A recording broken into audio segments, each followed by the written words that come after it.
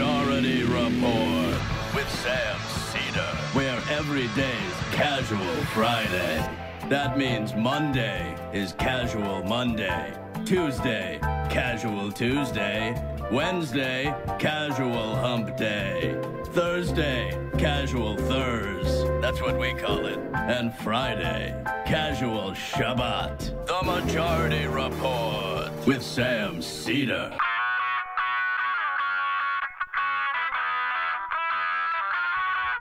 It is Friday, January 25th, 2019. My name is Sam Seder. This is a 5-time award-winning Majority Report.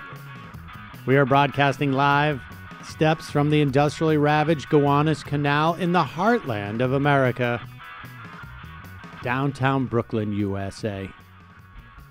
It's Casual Friday, folks. Of course, it's never casual in the Trump years, or it's always casual. It all depends on your perspective. Joining us today in studio, TYT correspondent Emma Vigeland joins us. Hello. She's here in studio. Also on the program today, Larry Murphy will jump out of my texts and into and my dreams to reality. Huh, Sam? Yes. From my dreams on to the program. Larry Murphy, known as just about almost every character on Bob's Burgers, will be here. Well, not here. Also on the program today, major airports on the East Coast halt air traffic over lack of air traffic controllers. And Roger Stone has tumbled into the barrel as Paul Manafort shuffles into court to find out if he's going to go to prison for a long time. Meanwhile, Democrats draw Republican support, but the shutdown bills in the Senate fail. White House now drafting a national emergency order to pretend to build the wall. UN to meet in a special session tomorrow about Venezuela. And apparently White House overruled security professionals in giving Jared Kushner top security clearance. Oklahoma Republicans want to strip teachers of their certification if they engage in any future labor action as Denver teachers prepare to go on strike. And remember how Governor DeSantis from Florida surrounded himself with racists? Well, yeah. Also on the program today, heartwarming story of an Indiana school principal who got arrested for helping a kid get medical care.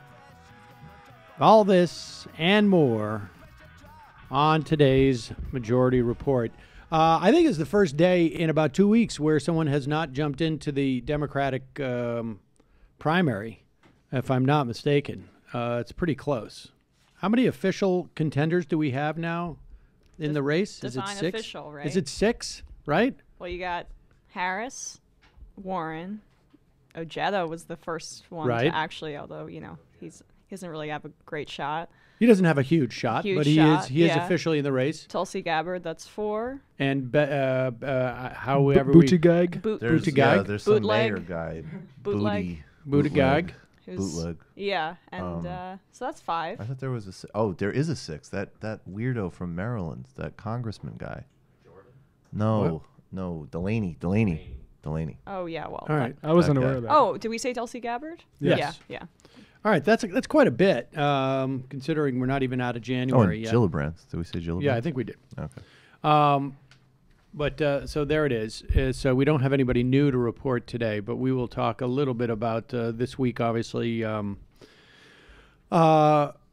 It's a sort of fascinating juxtaposition between Warren and the way that Warren is running for president right now and the way that Kamala Harris is running for president right now. But we will get to that in a few. First off, let me just read this. We haven't done an ad for BetterHelp in a while, and we got some pretty good feedback from from when we did a couple of months ago. So that's what is, driving me to mention this again. BetterHelp is affordable, private online counseling. You get unlimited access to a licensed, trained, fully accredited therapist.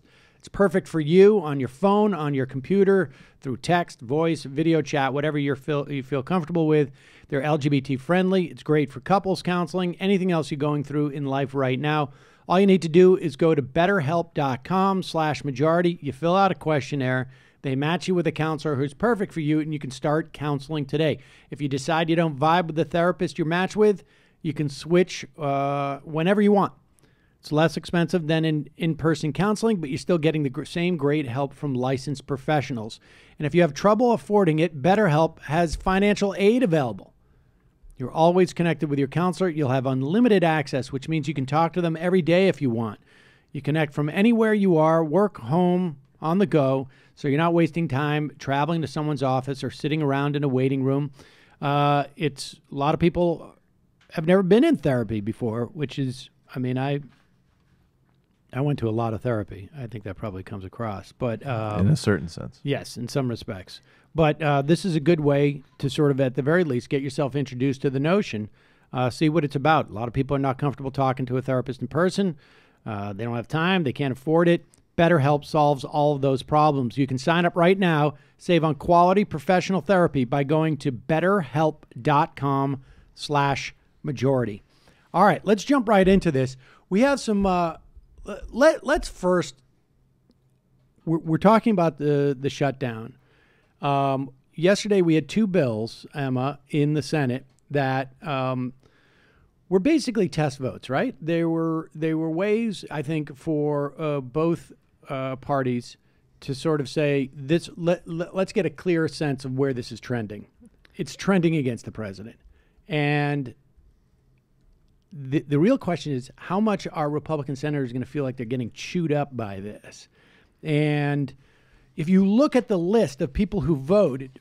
Well, if it was a test vote, Joe Manchin failed that test, right? So he was the one Democrat that sided with the Republicans. Oh, did he side with the Republicans? Yeah. I didn't know that. Now, did he vote? He voted yes on both bills. Yes. Okay, yeah. So he didn't vote against the Democratic bill. And I think the Republicans who jumped did the same thing. They, you had the opportunity to vote for both.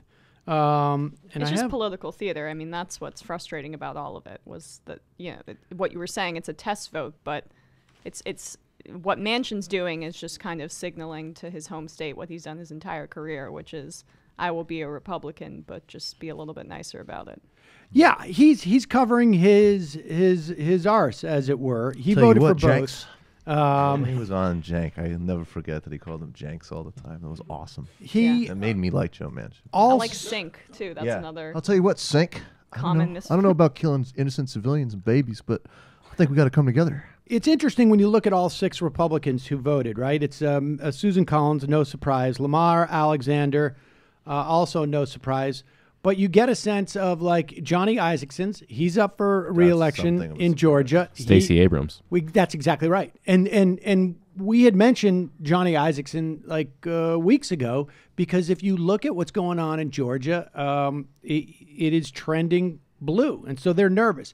And in those instances, they vote for both the plans. So they can turn around and say, I want the government functioning. But this clip with Michael Bennet, who I don't know Bennett's been in the Senate for how many years now? At least, close to, I don't know when he got elected in, but. Is it 4? 4 years? I don't know. His entirety in the Senate, I don't know that I've ever said his name more than like 3 times on the show. And 09. So he's been in there for 8 years. So he's been in here the entirety of this show.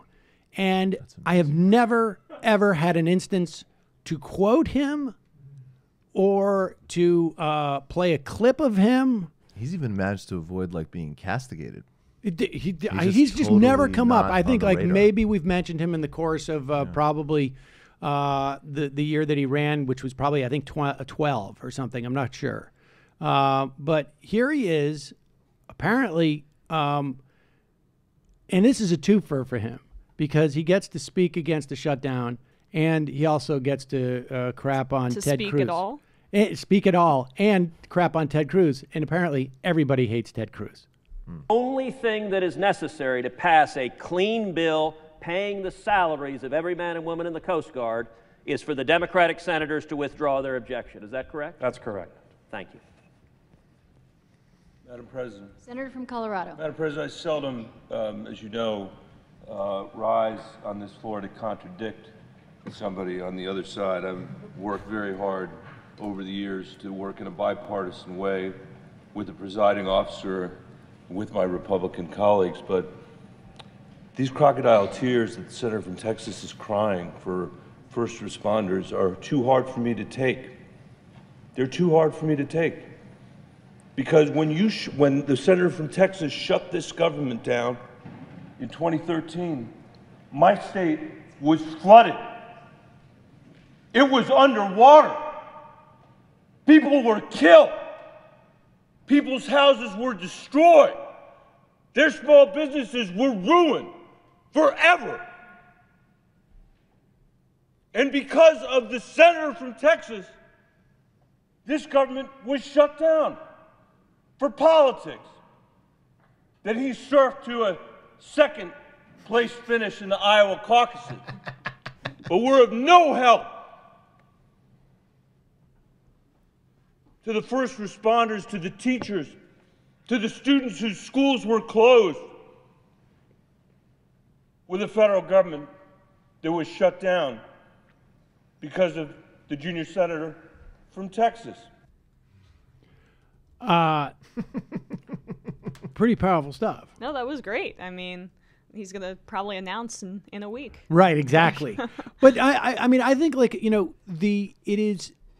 it's the first time in a long time, it feels like, where you have these protracted battles where the Democrats not only appear to be winning, but appear to be confident about their Emboldened. Yes. They're politically emboldened for the first time in, 10 years, 8 years. And that's what's exciting about it. I think that they're poll watching, which they never do on policy. But when it comes to, right, like it takes now 2/3 of America wants marijuana legalization, and you still have Democratic senators saying it's pie in the sky. But when it comes to President Trump, they're holding their ground and they're poll watching, and it's successful. His numbers are dropping, and it allows someone like a no-name guy like Bennett to take to the Senate floor and go all in.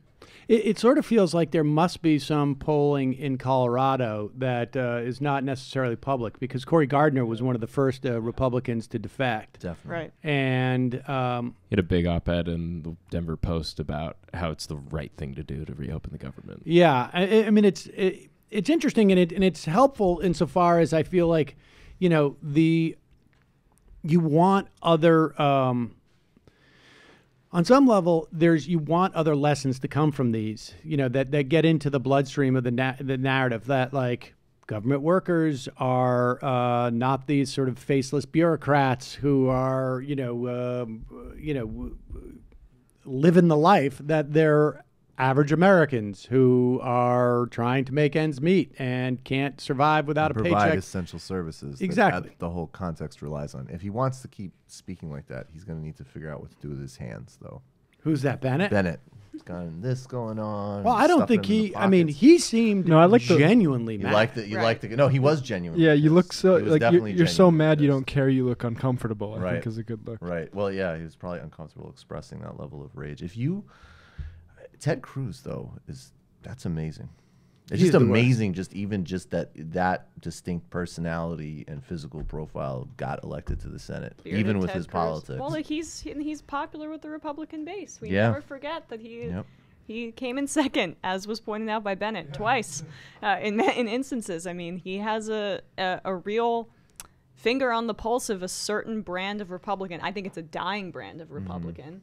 I think it's the same. There's a weird crossover with Trump, even though he's a complete philanderer and vulgar person. But there's an evangelical base that doesn't move, that will always support a complete freak show like Ted Cruz. Do you remember Yep. when the bikers got in his face in Indiana? The bikers who supported Trump. That was my favorite, most cognitively dissonant clip of the whole 2016 primary, and they're like in his face with leather jackets, and they're like, Lion Ted, and he's like, well, actually, right? And then, you know, and he's trying to debate them and all this nonsense, and they're just bullying him. And then, out of nowhere, they're like, yeah, and you know what else? You promised to like just light up the sand of Syria, and that's going to kill a lot of innocent people. And he just was there like, wait a second. Let me This ask. is great. Do you know that Donald's words were caught on tape? The New York Times recorded the whole thing, publicly reported. That's a total lie made up by Donald Trump's campaign. lying Ted. Let me ask. Career politicians have killed America. Let me ask You are the problem. Let me ask you You are the something, sir. problem, All right, politician. You are the problem. Can I ask you something? No. Can I ask you No. something? Out of all of the candidates, name one who had $1 million judgment against him for hiring illegal aliens. Name one. Donald Trump is the self-funded.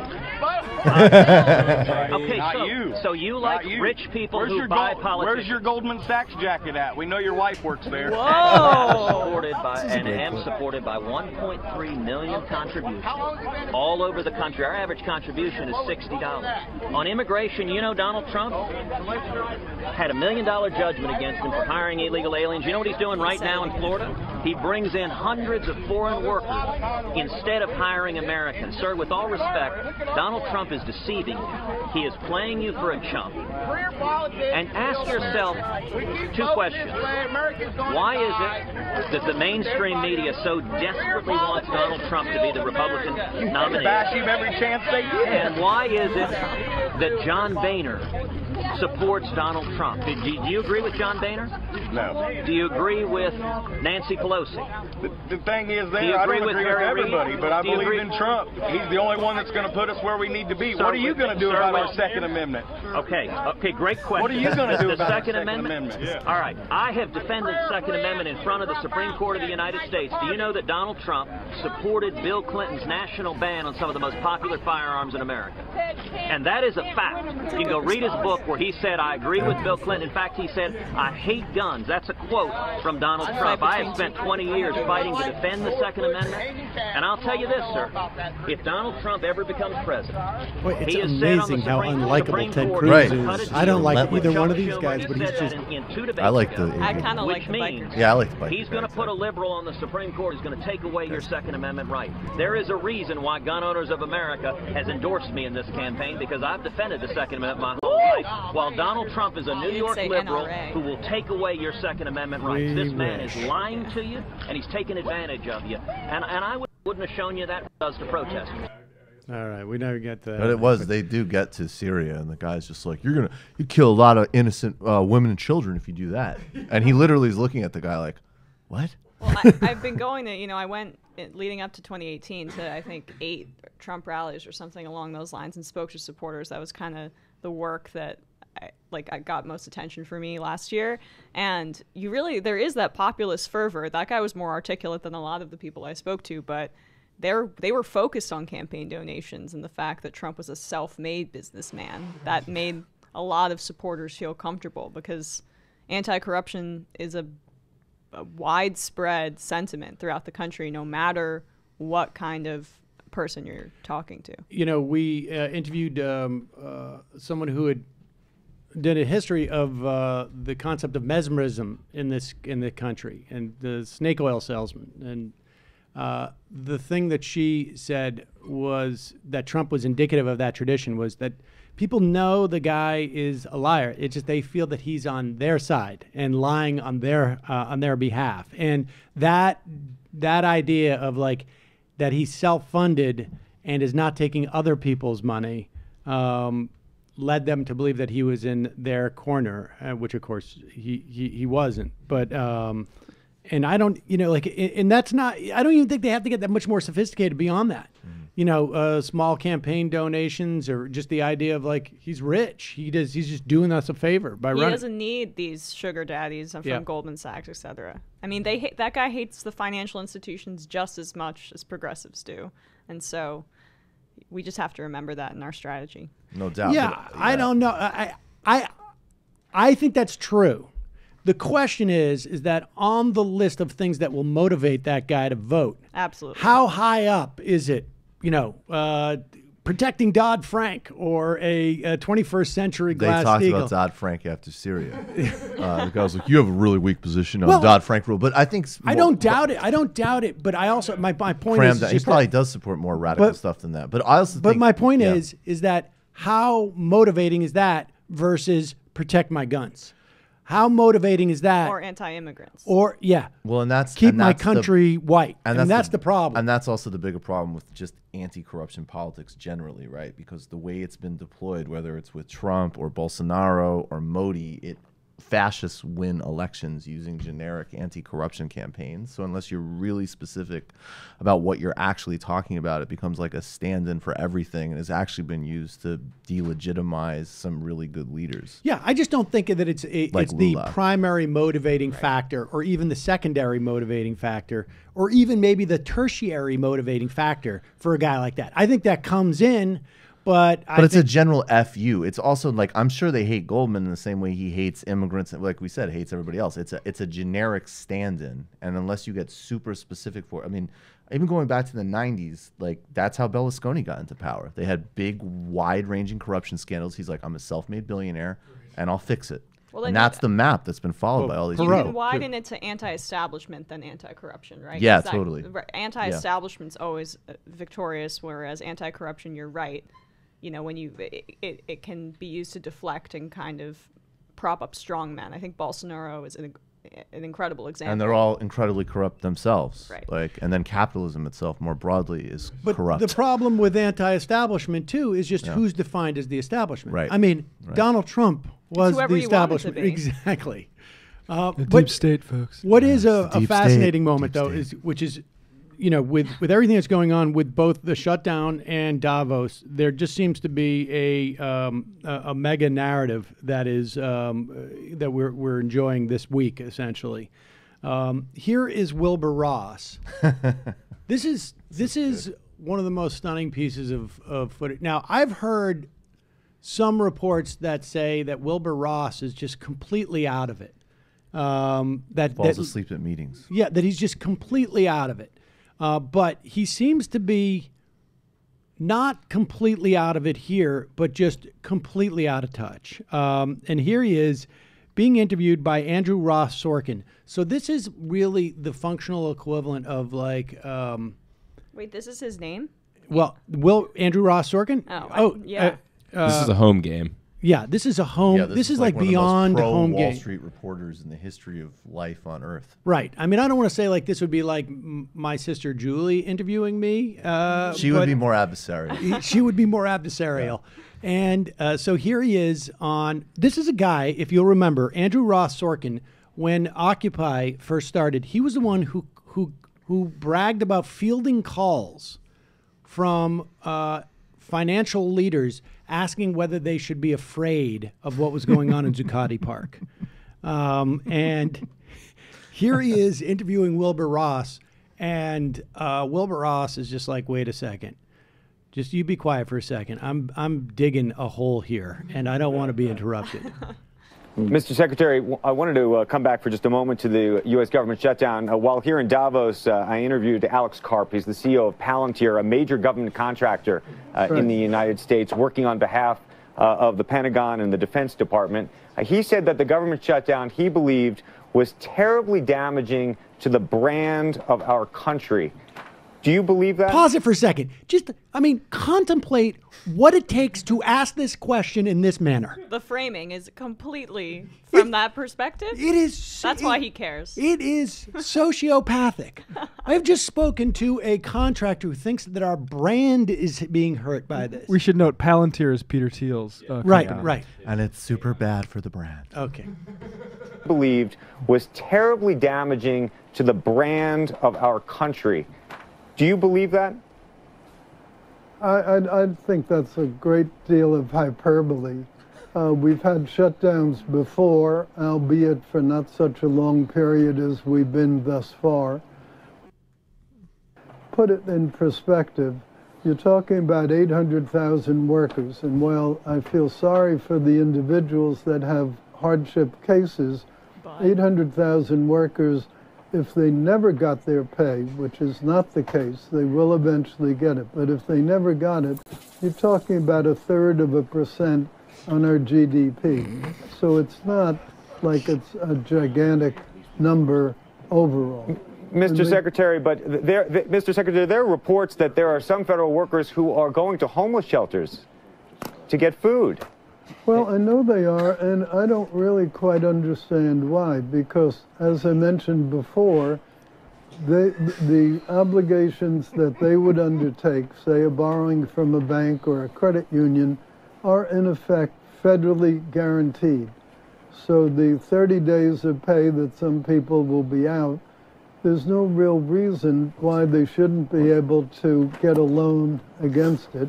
And we've seen a number of ads from financial. Yeah, you can hear him. You can hear Ross Sorkin going like, okay, yeah, let's. I mean, this is too much of a train wreck. I mean, I'll never be able to have another government official on again. I mean, first off,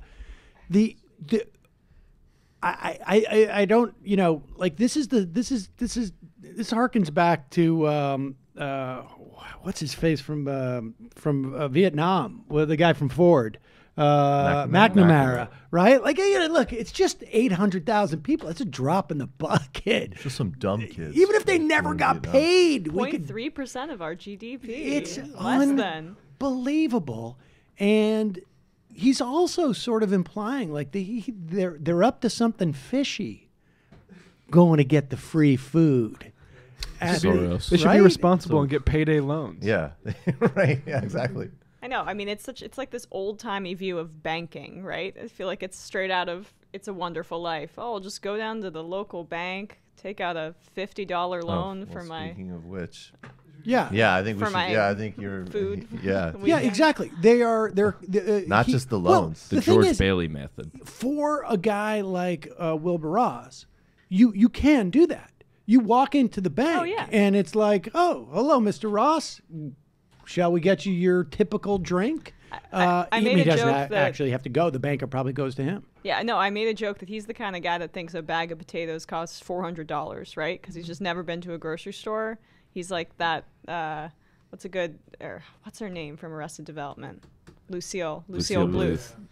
No clue whatsoever. Like, and you could take out a loan, get a bag of potatoes. But the idea of just like, it's a bridge loan. You get a bridge loan, and it's federally backstopped because the federal government's going to pay off. As if you could walk into a bank and there's a loan officer there who's just like has the authority to say, oh, sure, we'll give you a non-securitized loan based there upon was some the fact that cartel you're money I was watching through Cyprus, and there was an Interpol red notice on it for a minute. So I needed a bridge. I think like a lot of people could learn from that. It's stunning. And here is Donald Trump, not to be outdone by his Commerce Secretary in terms of complete obliviousness. He also thinks that banking operates like it did. I don't know if it ever operated like this, but as if it's some type of like small town movie, and you just go down to the general store, and his delusion. I mean, it is amazing. Now, of course, nobody's going to see this, although this is on Fox. So I imagine this is why he's losing support, is that the veneer is really starting to get thin here. Mr. President, did you see Wilbur Ross said that he doesn't understand why federal workers would need help getting food? Can you understand? No, I haven't heard the statement, but I do understand. Perhaps he should have said it differently. Local people know who they are when they go for groceries and everything else. And I think what Wilbur was probably trying to say is that they will work along. I know banks are working along. If you have mortgages, the mortgagees, the folks collecting the interest and all of those things, they work along. And that's what happens in time like this. They know the people, they've been dealing with them for years, and they work along. The grocery store. And I think that's probably what Wilbur Ross meant, but I haven't seen his statement, no. But he's done a great job, I will tell you that. Yes. Take that for a test spin. What does work along mean? Work along by the All-American Rejects in that song. Look along like I know How? you do. I mean, this guy is completely imagining a world for people that simply does not exist. I mean, at a hardware store upstate that I go to quite a bit, people have accounts. Give them your phone number, and they're like, Sam, and yes. And some people, they put it on their bill. Contractors can go in, and they just put it on their bill. They don't need cash right there. They're just picking up stuff, and at the end of the month, they square up. But the idea that there are supermarkets that function like this anymore, like you're going to go into the local Kroger's, and you're going to say to the manager, hi, I come in here every week. Okay. Like everybody else here. I have no idea who you are. I just put it on my tab. Right. I'll get fired if I do that, sir. Exactly. Just put it on my tab. It's like that scene in The Sopranos where they go to shake down like the Starbucks place, and they're just like, it'd be a shame something happened to the windows. They're like, no, you don't get this. Like, every penny in this system is tracked globally. Like, I can't do that for you. And they're just like, there's no room for small business no more. But, I mean... So you traveled amongst these folks for an extended period of time. Something like that seems to me more than anything else is going to start to crack that veneer a little bit. There's a 30 to 35% that will never move. Right. I think that's true. Yeah. But I do think, my boss, Cenk, has said this before, the local mom in Kansas or in Indiana, right, who sees... She voted for him because she's socially conservative, fiscally, whatever the case may be. When they see the human costs of decisions like this, that's when that support kind of starts to trickle away. And we're seeing this bear out in the poll numbers. How long they stick, who knows? But I think that it's so obvious who is being blamed for the shutdown, and the narrative is correct. And it's fascinating to see it unfold. He's crumbling a little bit. Yeah, I think that's true. And even, you track the AP headlines, the Democrats block the Republican version. And then in terms of the Democratic version, it's just both bills fell.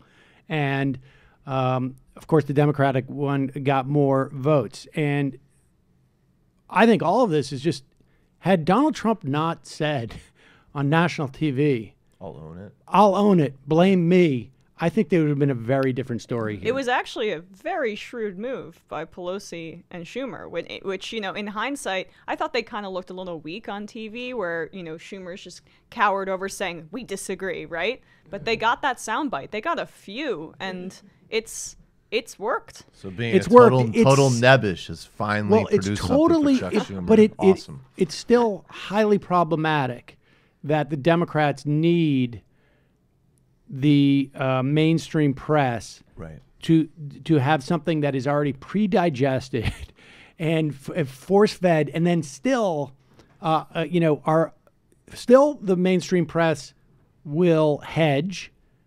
They attempted to do this, right, for a while. It takes two to tango. We see all these op-eds to that effect. And that the Democrats are still so beholden to that is problematic. I understand the dynamic because, frankly, like on the right, Fox has a sort of singular control over these people in a way that TYT or 2 hours of MSNBC or whatever it is don't, and that's a sort of a systemic problem that I don't know how that changes. Well, I think what's really interesting about the news cycle and this shutdown is that Trump's lies about who's to blame for the shutdown, they keep getting repeated. People keep going back to it because the media is hyper-focused on the shutdown. So he doesn't get to start a new scandal that distracts people. I mean, this Venezuela thing obviously is breaking some of the shutdown news cycle, but the lie continues to be repeated and it's pervasive. And so there's not a new scandal or awful tweet that the media is losing their attention to, and it's the bright new shiny object. The shutdown is consistently the story, and the story gets worse every day, and the lie and the soundbite gets more effective every day. So that's why this is a particularly bad news cycle for the president. And we should say there were reports today of in New York, in Florida, So the FAA confirmed that there is a ground stoppage at LaGuardia Airport. Flights are delayed in New York and Florida airports due to air traffic controller absences. We saw reports of Philadelphia also stoppage. Is that right, Brendan? And others. And this is just going to increase. I mean, this is just going to increase. And you're going to get to a situation where you have these air traffic controller, I think, senior staff is just going to start to like give a vague nod and say, yeah, don't worry. If you're sick, stay home. It's going to be one of those deals because they know that they have the ability. It's the TSA and the air traffic controllers who really control this, it seems to me, in terms of like any type of work stoppage. Will inhibit it because you're dealing with centers of the media. You're also dealing with something that impacts people across the country simultaneously, right? Like you're shutting down and the world. People in can't the world, get in here. In the world, and there's nothing else that can match that. You can't. You can't have local coverage and national coverage simultaneously for anything else other than this type of travel, because the story's in local Miami papers and it's in New York papers. It becomes a national story. Even if you had IRS people who are denying, who are not getting your refund, and you're in Florida and I'm in New York, it's just not present there enough to get the same. Or like you're getting a robocall from the IRS that you face forfeiture, but then you can't get anybody on the phone to figure it out. Well, but I mean, I just want to say really quick, there was a report in Reuters that just came out that just puts meat on it, right? Like Wilbur Ross that's funny in a dark way, and we should play that Simpsons thing. But there have been an 18% increase in pawnbroker chains, Easy Corp and First Cash. There's a huge jump in payday loans. And like, I'm sure Mark Warner's really happy. Right. Well. Yeah. Mark Warner probably, I mean it could that was his bill to. It could definitely still be. Open those up. Right. Yeah. But it's just, it's happening. And obviously those loans are catastrophic for people. Despite that, yeah. Well, oh yeah, we'll play. Yeah, we can play that in a minute. But let's play this Kudlow, because they're bringing out everybody. Like, and it's, I always get nervous when I watch a clip of Kudlow now. Kudlow looks good. Looks like he's taking care of his health.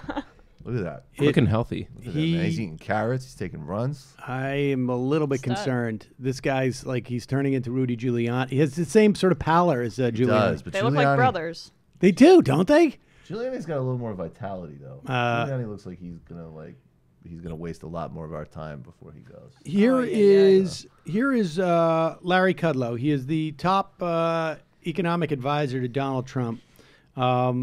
Guy has some real heart problems, and he's trying to make the argument that he's trying to say that federal workers are stepping up. Now, what people sort of catch him on is the fact that, well, if they don't show up for work, they get fired immediately. And even though they're not getting paid, and that is just beyond the pale to remind him of that. How are they volunteering? How are workers who've been recalled without pay volunteering? Pause it. I should just say that, like, prior to this, he says, look, you have federal workers who are coming in, they're volunteering to work at a time when there's no pay. They're really behind the president. That's why they're doing this. What is that man doing to him? This guy is taking off his I think, his microphone. Oh, I thought I was maybe dressing him. Yeah, exactly. How are they volunteering? How are workers who've been recalled without pay volunteering? They're coming to workers. They're showing up. That's not volunteering if you're forced to work without pay and if you don't show up, you lose your job. So that's not volunteering. That's not what volunteering means. You know what? I'm not even going to go there. You know what I'm saying. It's very clear. And you know what else?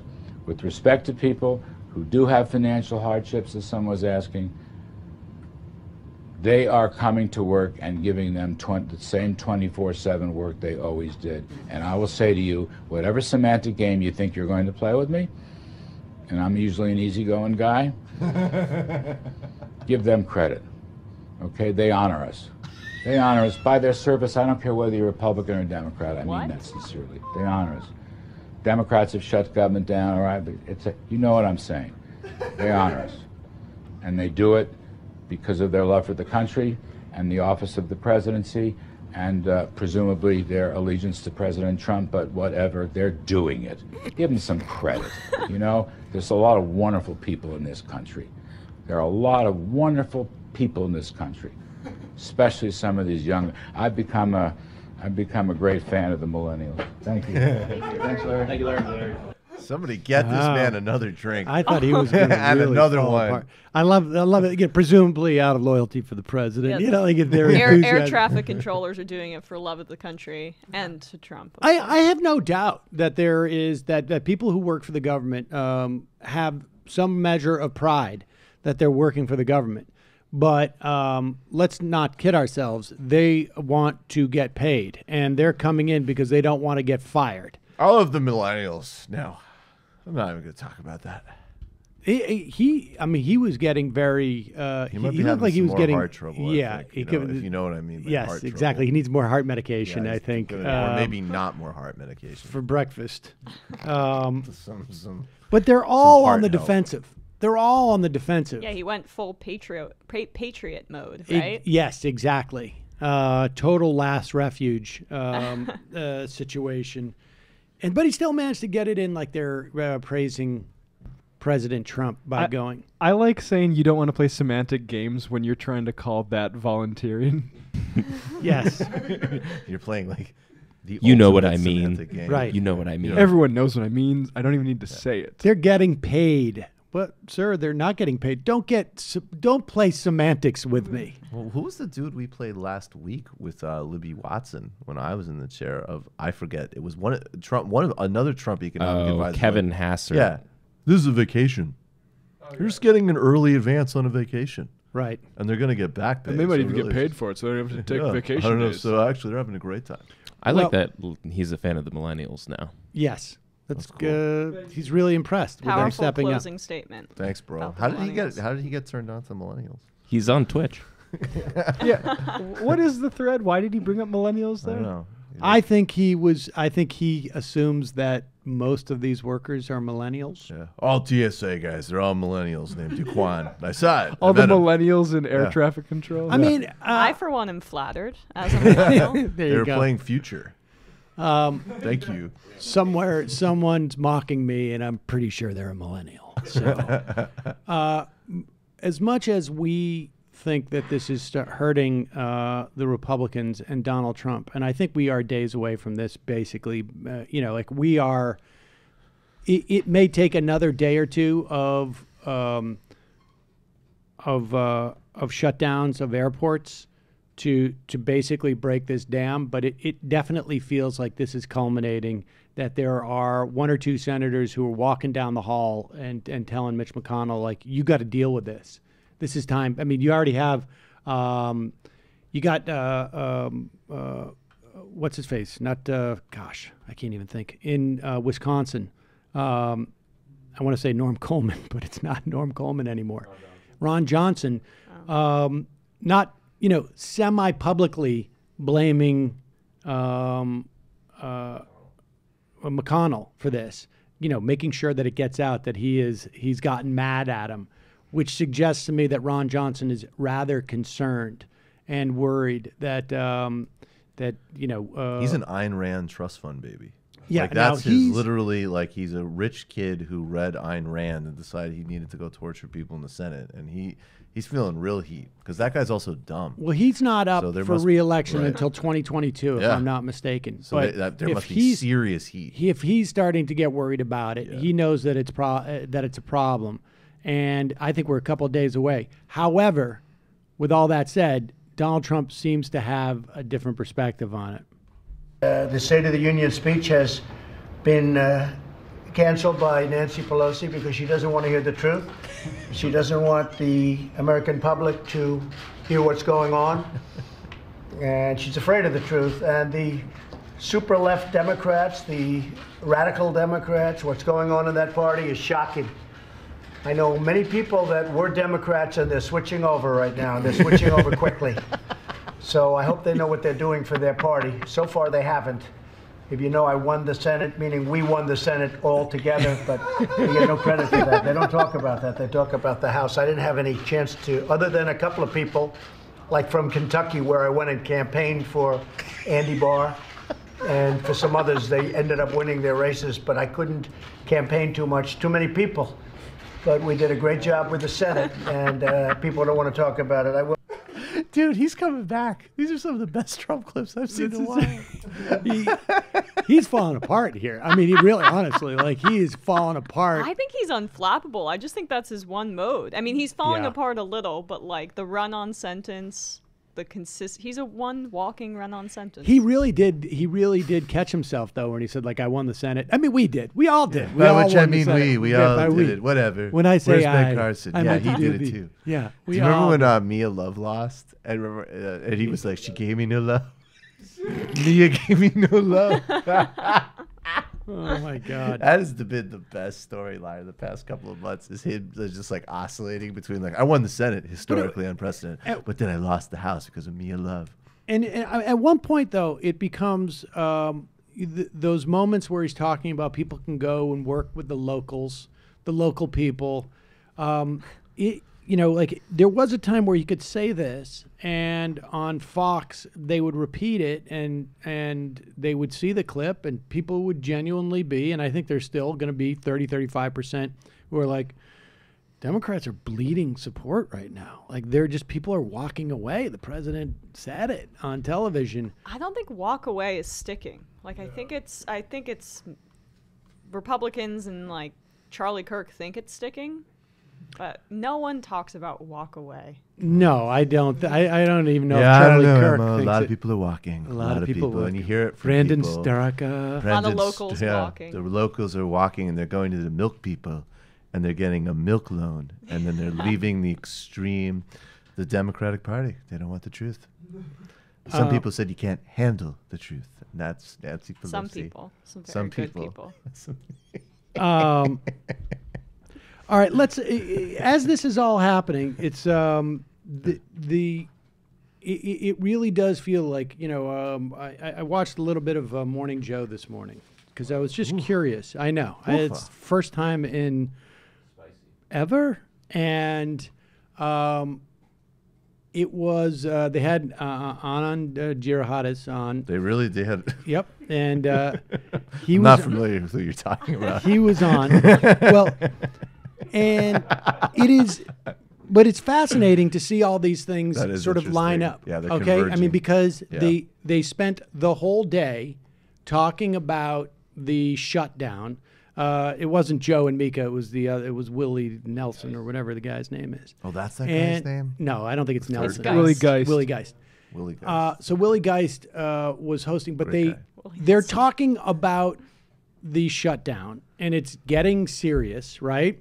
And they're mocking, in the same way that we have, Donald Trump and Wilbur Ross and Larry Kudlow, trying to seem like they have, you know, actual warm blood flowing through their veins. Like the millennials. But then the story that is coming out of Davos, the main story is the critique of Davos. Right. At this point, at least in what's in the and Davos has been sort of out of the news for the past couple of cycles, and part of it is that there's this critique out there, and they've let people into the building on some level where the critique is.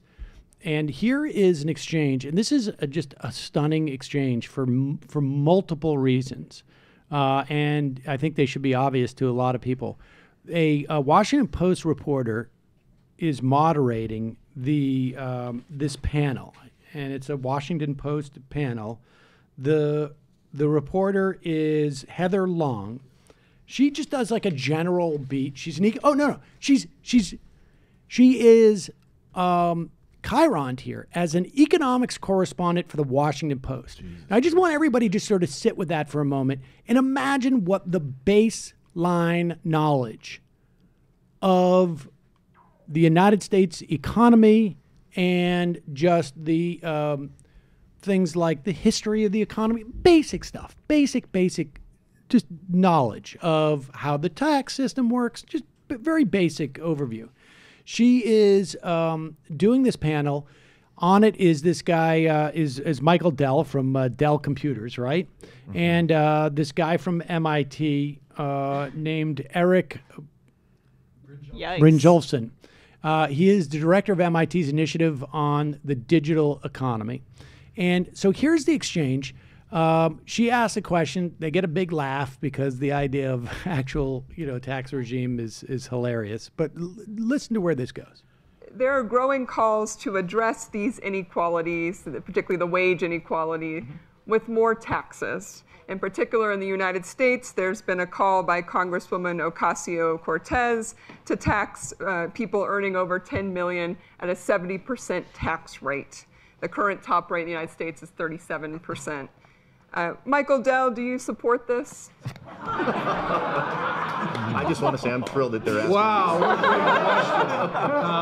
Well, look, I mean, my wife and I set up a foundation about 20 years ago. Pause it. I just love the fact that he can't even joke around. Like, they're all laughing, and he immediately goes to the talking points that he goes into defense mode. And can we just say that Bill Gates, who's more classy and less, I hate Bill Gates, but he's less of like an obvious moron than Michael Dell, made exactly the same point. About 20 years ago, and we would have contributed quite a bit more than a 70% tax rate on my income, on my annual income.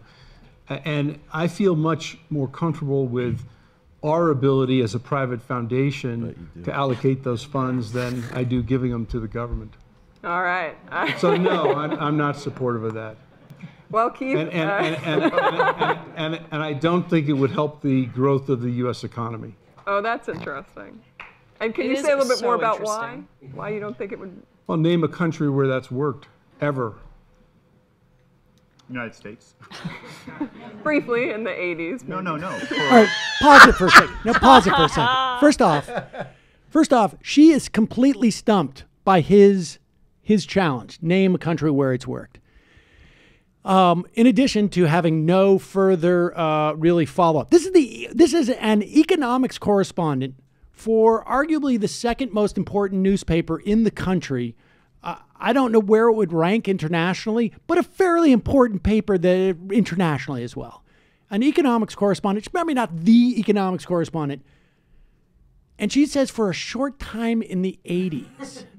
Now, when Reagan knocked it up, he whacked it up to 80%. The top marginal tax rate starting in 1936 through till 1982 was never below 70%.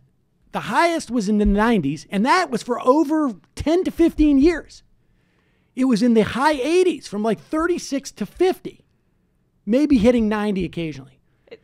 These reporters just worship the orthodoxy of the current economy. These reporters don't have Google. Yeah. They don't like they don't like. Hey, I'm going and I am the economics correspondent for the Washington Post, and I'm going to ask Michael Dell about these tax rates. Yeah. I wonder what the tax rates have been in this country that I am an economics correspondent for in the second most important One of the magic features of the modern economy that you're always writing like dumb tributes to in the Washington Post is Google. You could have used a Dell computer. Exactly. You could use a Dell computer, and then you go to Google, and then you discover how to not embarrass yourself. There's just something fundamentally wrong with everything that this basic level of competency when you head into it's just mind blowing. But you know what it is, guys.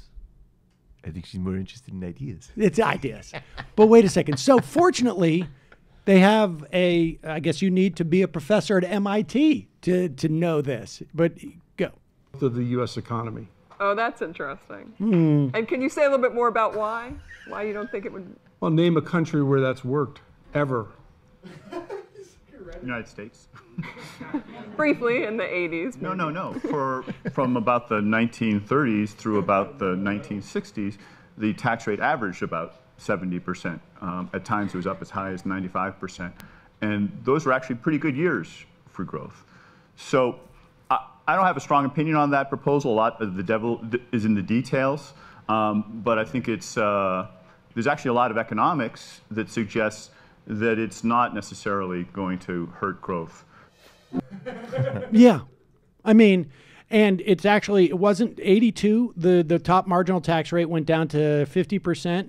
And then in 86, I think it was, for the big omnibus tax reform, I think it went down to where it is now, like in the high 30s.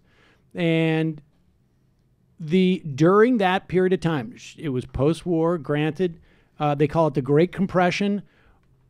The economy worked for more people, broadly speaking, than it has in terms of wealth inequality and in terms of everyone, living a decent middle-class life. Black people didn't share in a lot of this, and part of it was by design by the U.S. government, frankly. But that's the reality. But the idea that just the basic, I'm just flabbergasted by the reporter more than anything else. I can understand. She comes off the worst. Doesn't she? Yeah. I mean, and I've never seen something so satisfying as that MIT reporter bodying her. I mean, I can say it because I'm a woman. Right. There you go. But yeah, I mean, it's mind-boggling. I think that when you see reporting around economics, the CNBCs of the world, and I'd include her in that. It's not even about the history. It's not about looking at policy even. It's about this kind of disturbing worship of corporate culture and of wealth building. And economic forums like Davos, are part of that weird worship. It's a capitalism shrine, basically, and they're just kind of stenographers about what's going on currently, as opposed to giving context as to how things were all in the past. I think that was a prime example of it, an egregious example.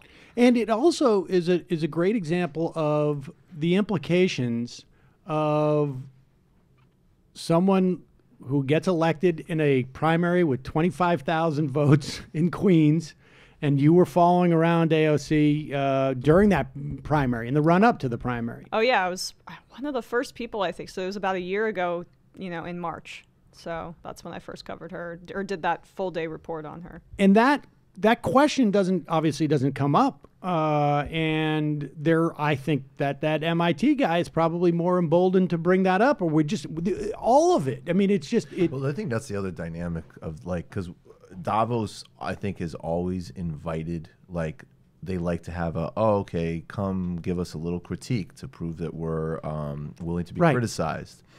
But if you're in a room with like a couple hundred, literally the global elites, right? Like in the proper usage of the word, and then you just know it's going to be streamed on C-SPAN and nobody's going to watch it because it's really boring after you get over the novelty of watching Bono lecture some leader from Zimbabwe on debt relief or other nonsense that happens at Davos. But now because of social media, their market, and Anand gets this better than anybody else. It's not Davos. It's the fact that I'm going to get clipped pissing Tony Blair off. Right. That's going to go viral. Yeah. And that's the whole point of this conference is Michael Dell looks like an idiot. They are whining about tax rates and then doing bizarre exercises where they pretend to be migrants as experiential learning. And it's for the rest of us to look at them and go, oh, you people should be in the dustbin of history. You've ruined the world and you're delusional. I'd say we're about 3 years away from Davos being a lot less public. Turning into Bilderberg. Yeah. Oh, yeah. Like a government in exile. I think it's going to be no social media. Definitely. We need to be able to really exchange ideas. We need to be able to think. And we don't want people to interrupt with this. Yeah. Oh, absolutely. Here is another example of Davos basically... people basically jujitsuing Davos in some way. I'm glad you've all assembled here to make each other feel good, and now we're going to use you as an example of everything that's wrong. And this is a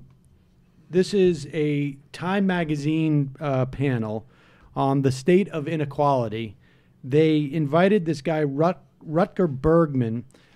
He's an author. I don't know what else his credentials are, but he's written he wrote another book about about wealth inequality and the disequilibrium that's created by having such wealthy people. And I think, where is he from? He's European, obviously. He's Dutch. Dutch. All right, here is the exchange. From New Jersey. And it's interesting to look at. I don't know who the other panelists are, but they're all like, wait a second. You know, nobody likes to have one of those comments that indicts everybody for being on stage. This is my first time at Davos, and I find it quite a bewildering experience, to be honest. I mean, 1,500 private jets have flown in here to hear Sir David Attenborough speak about, you know, how we're wrecking the planet. And I mean, I hear people talk in the language of participation and justice and equality and transparency. But then, I mean, almost no one raises the real issue of tax avoidance, right? And of the rich just not paying their fair share. I mean, it feels like I'm at a firefighters conference and no one's allowed to speak about water, right? there was only one panel, actually. Well, we've had two. You're the second of our panelists. There was only one panel. Let's go there. One panel hidden away in the media center that was actually tax avoidance. Yeah. I was one of the 15 participants. So something needs to change here. I mean, 10 years ago, the World Economic Forum asked the question, what must industry do to prevent a broad social backlash? The answer is very simple. Just stop talking about philanthropy and start talking about taxes. Taxes. We need to, I mean, just 2 days ago, there was a billionaire in here, what's his name? Michael Dell. And he asked the question like, name me one country where a top marginal tax rate of 70% has actually worked. And, you know, I'm a historian. The United States, that's where it has actually worked. In the 1950s, during Republican President Eisenhower, you know, the war veteran, the top marginal tax rate in the US was 91% for people like Michael Dell. You know, the top estate tax for people like Michael Dell was more than 70%. I mean, this is not rocket science. I mean, we can talk for a very long time about all these stupid philanthropy schemes. We can invite Bono once more, but come on, we got to be talking about taxes. Yeah, exactly. That's it, taxes, taxes, taxes. All the rest is bullshit, in my opinion. Thank you. Yes, enjoy your last time at Davos. I mean, that's I mean, it's obvious. It's a lot shorter conference if that's the only panel that you have, right? Which is the one which talks about tax avoidance and basically these schemes in which to roll back taxes. And they don't get to self-aggrandize about all the philanthropy and foundations, as Michael Dell did in his first breath after that question was asked of him. While he was justifying tax avoidance. I mean, there's net exit of capital from Africa because of tax avoidance schemes that cancels all of the, like, you know, because they love the Africa savior complex. But if you buy a cow for a local business person in Africa, that'll change it. Yeah, Michael Dell's like, I'd much prefer to buy a cow for someone in Malawi than be taxed. A lot of malaria I feel a lot nets. more comfortable with that. There was also a massive report that came out just, I think, at the beginning of this week, probably timed for Davos, which showed that a very, very strong correlation between companies that have donated to nonprofits and those nonprofits turning around and advocating for deregulatory practices on those companies, just willy-nilly. Really? I know that's very shocking to you. I hope we haven't ruined any of your illusions. I know. I'm a mere 24, but I still am as cynical, I feel like, as everyone at the table. So it's a little sad. It's a Yeah. little sad. Oh, all right. Well, we got to take a Emma quick came break. in pro Davos, actually. We got to take a she flipped. a quick break. Do not and spread that about me. Hopefully Larry is back, and we're gonna stick around. Do you ever watch Bob's Burgers? No, it's on my list. All right. Well, there you go. Long list. Then you won't know who Larry is. So he's gonna call in. He's done other things besides Bob's Burgers. What? Dude, that's a good point. Nothing. No. Funny voices in a variety of platforms. Assy McGee. Do you know that cartoon, Assy McGee? No, but All it right. sounds good. All right, we're gonna Larry intro. take a quick break. When we come back, we'll bring on Larry Murphy.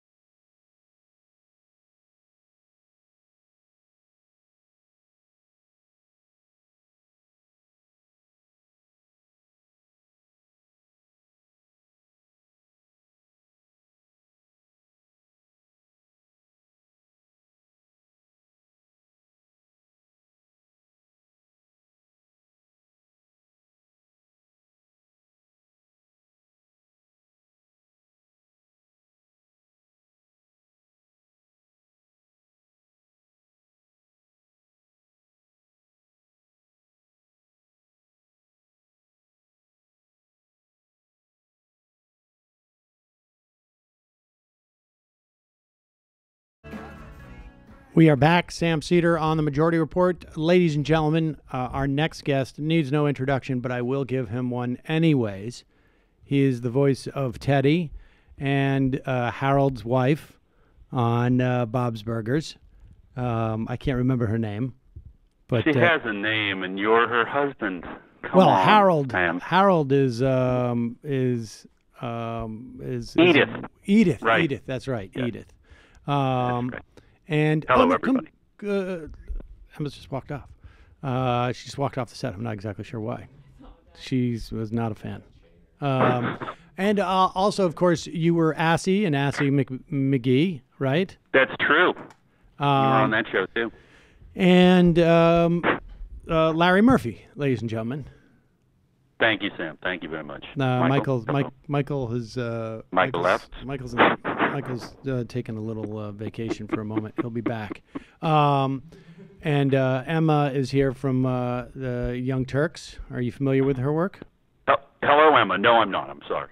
Okay. Well, How dare you. she didn't know yours either, I so it's fair enough. We're on equal footing. I apologize. So you were pretty excited this morning. Roger Stone was arrested. Yeah, I thought that was good news. Yeah. What? I mean, it's not surprising news, right? No, it's not surprising. Was there anything that you found surprising about it? That he would speak to the press after he came out. SWAT team? What do you think about that? I mean, I'm not surprised by that. I think that, you have to. I think that they probably have to kind of win the press over and make it a big enough deal so that it comes up on the radar. I think. I don't know what the logic is for 29 guys or whatever. He laundry listed what showed up at his house, but they did the exact thing to Manafort. They did the same thing to Manafort. They gave him a whole SWAT team? I didn't know that. Oh, yeah. In fact, we have video footage of the arrest of Roger Stone. And I think it's psychologically damaging when he couldn't pick out an outfit before he had to go to the courtroom. That hits hard. Didn't he just throw up the Nixon sign, though, a couple of minutes ago? The stuff that he did to Randy Credico, too, it seems like he really, was abusive to Randy Credico. Absolutely. Who I think is, on balance, a decent guy. And maybe got caught up in something that he wasn't quite sure that what he was involved with. But here is some of the. Where did it land with Corsi? Did they basically say that he flipped? Did that happen in the last week too? We don't know if Corsi flipped yet, but he seems awful sweaty last time we saw him. Right. Here is some footage of the arrest. We're just playing in the background. Oh, okay. This is B-roll. Jerome Corsi makes what's his face look healthy. Oh, okay. Let's play this footage of Roger Stone. My point is they all look really unhealthy. I got one thing to just report. We were mentioning about 20 minutes ago that it looked like over the next couple of days we could see the Republicans crumble on this thing, particularly with the announcement of the shutdowns of the airports this morning.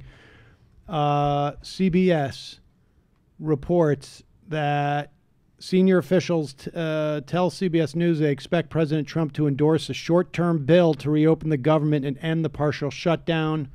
The length of such a measure unclear, 2 to 3 weeks.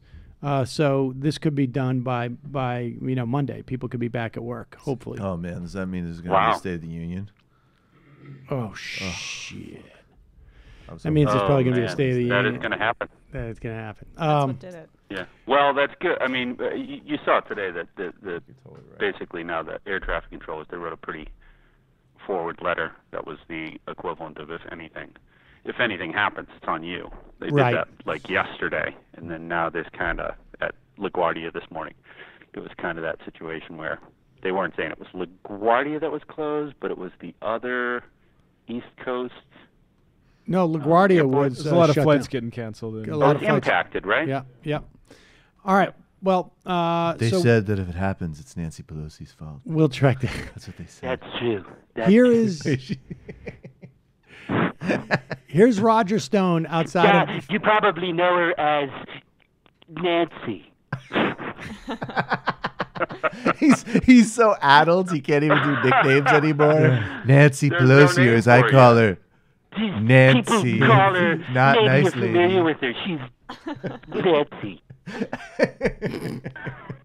Here is the greeting that Roger Stone got when he walks out of a federal court in Fort Lauderdale.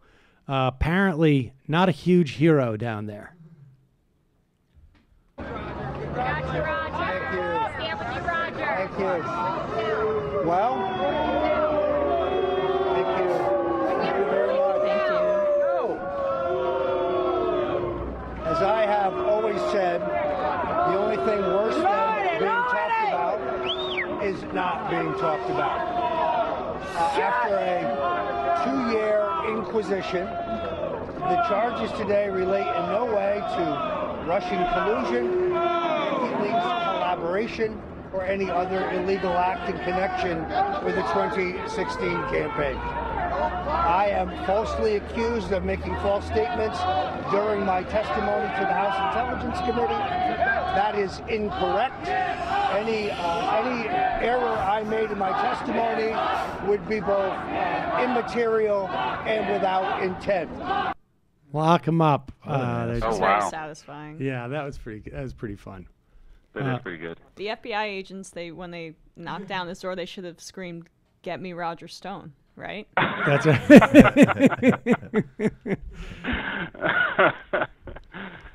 Yeah, I do hope he gets to jail so that he can talk about. Oh no, I didn't get this. I didn't get this ink here. I got this before I came to jail. He's got the Nixon tattoo? with his big Nixon tattoo.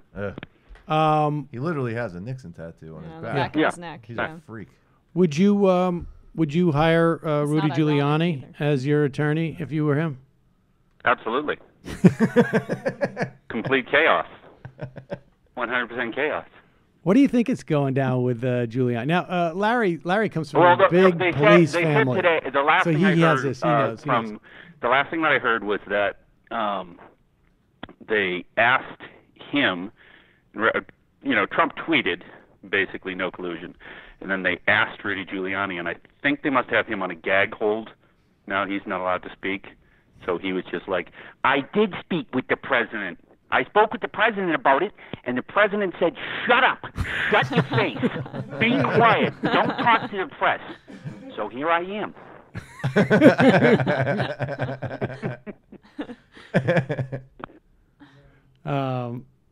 Well, okay. Here is like Trump's really losing it, but still together enough to realize that Rudy Giuliani should really shut the fuck up. Here's John. Oh, no, usually it takes 48 hours for him to realize what happened. Yeah. Who's that? Giuliani? Yeah, I thought that was great. 48 hours they later. both don't catch it in real time. It takes a little processing. How does he process it? A little delay. What? How does he process it? Oh, when they ask me about that, what am I supposed to say again? This is don't say anything. Don't say anything about that. Got it, boss. I'm on it. Listen, hypothetically speaking, if he talked to Grusifer too, if these two were in communication, if he worked for the Kremlin, if at some point they got on a 3-way call, that's not a crime. Not if he didn't say anything on the call. Not that he did, and if it was on tape, you don't have those tapes yet. The best is what he was. Why did he mention tapes? Why did he mention that? Do you think that was weird?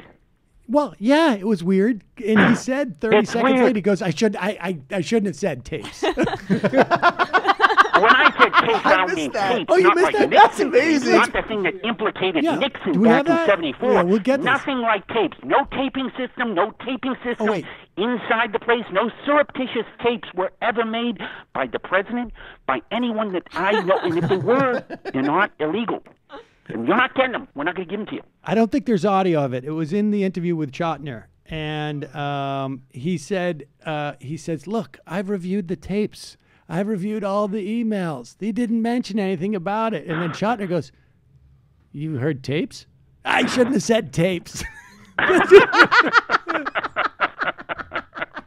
You guys Man, he was a cut lot that out more at the cocky end, when right? he was You murdering, guys when were able to do NYPD that was post torturing where like this is Somali live. immigrants. We're doing this live? Yeah, oh, come on. Harvesting hobo. Here it is. organs. This is it. This is it right here. All right. Okay. So I stole that from 30 Rock. he goes. But I could tell you from the moment I read the story, I knew the story was false. And Shatner goes, because I have been through all the tapes. I have been through all the texts. I have been through all the emails. I knew none existed. And then basically when the special counsel said that just in case there are others I might not know about, they probably went through others and found the same thing. Wait, what tapes have you gone through? he says, I shouldn't have said tapes. They alleged there were texts and emails that corroborated what Cohen was saying.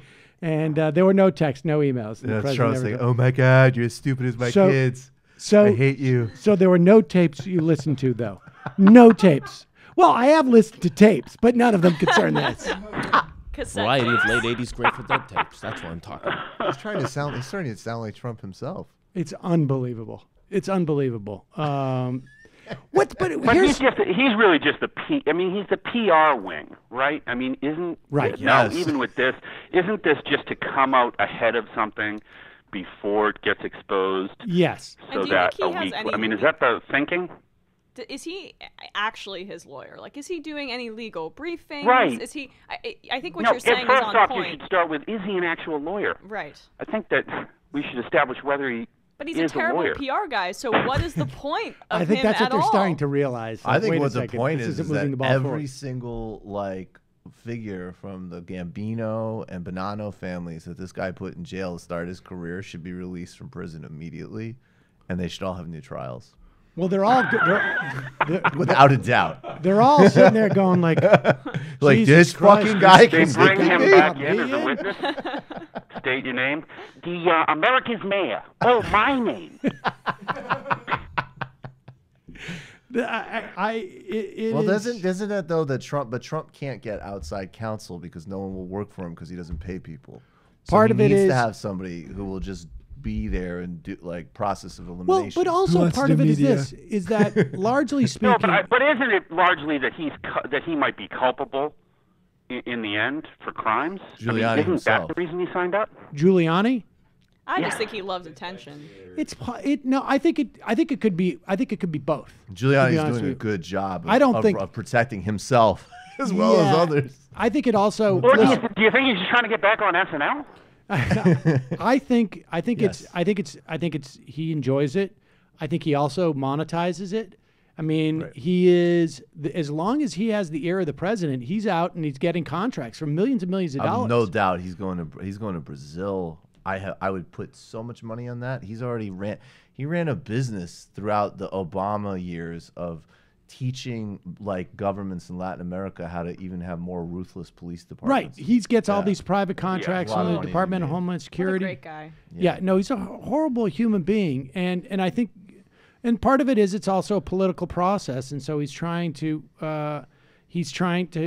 muddy the waters. But the real question to me, I always circle back on this, is these guys are bad at this.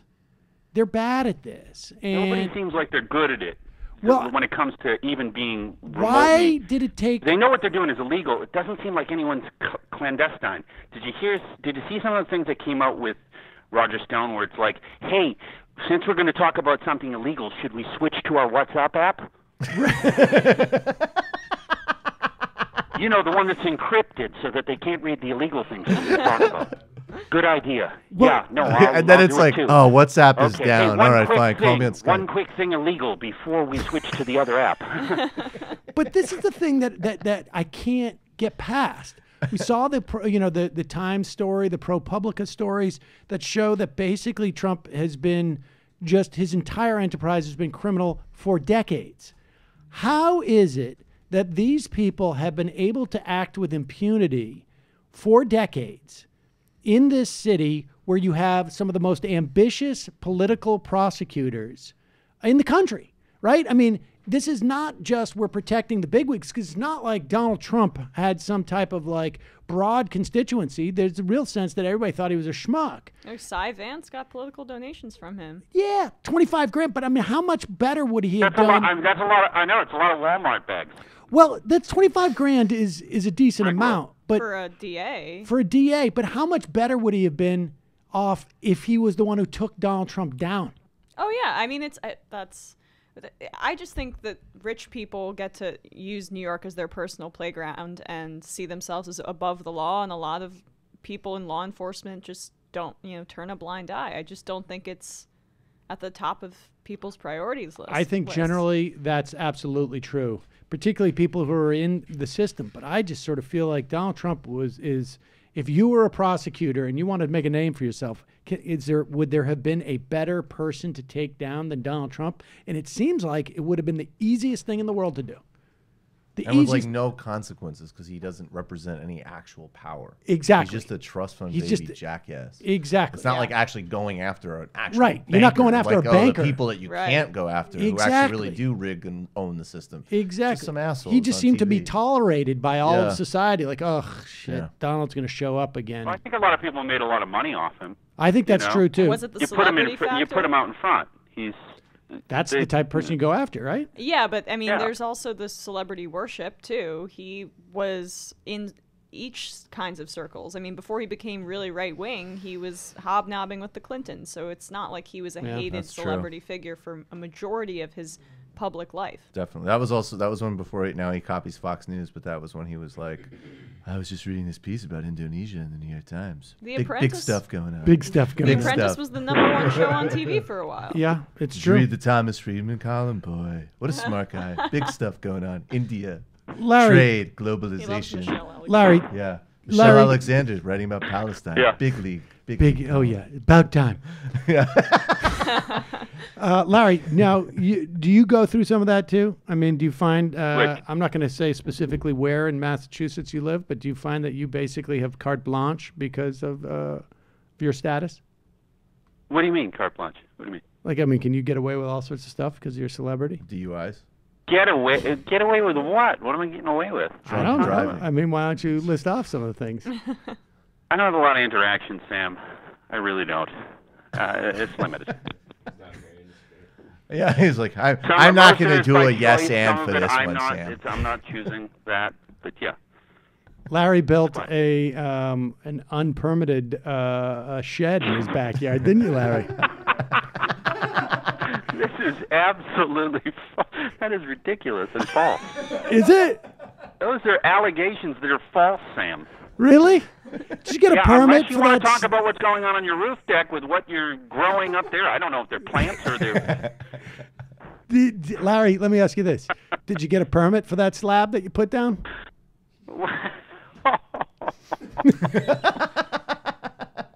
Don't make the bit get too close Sam to the Seder, truth. we might have a bad connection in a couple minutes. Hold on, I'm going to put my lawyer on the phone. If he did have a slab and he never got a permit, there's no problem with it anyway because you wouldn't know about it. There were no tapes of the slab being discussed. There are no tapes of that. Here is this guy John Berman on CNN talking to Sarah Huckabee Sanders. You sent me a picture. Let's just look at the picture first. Perfect, right?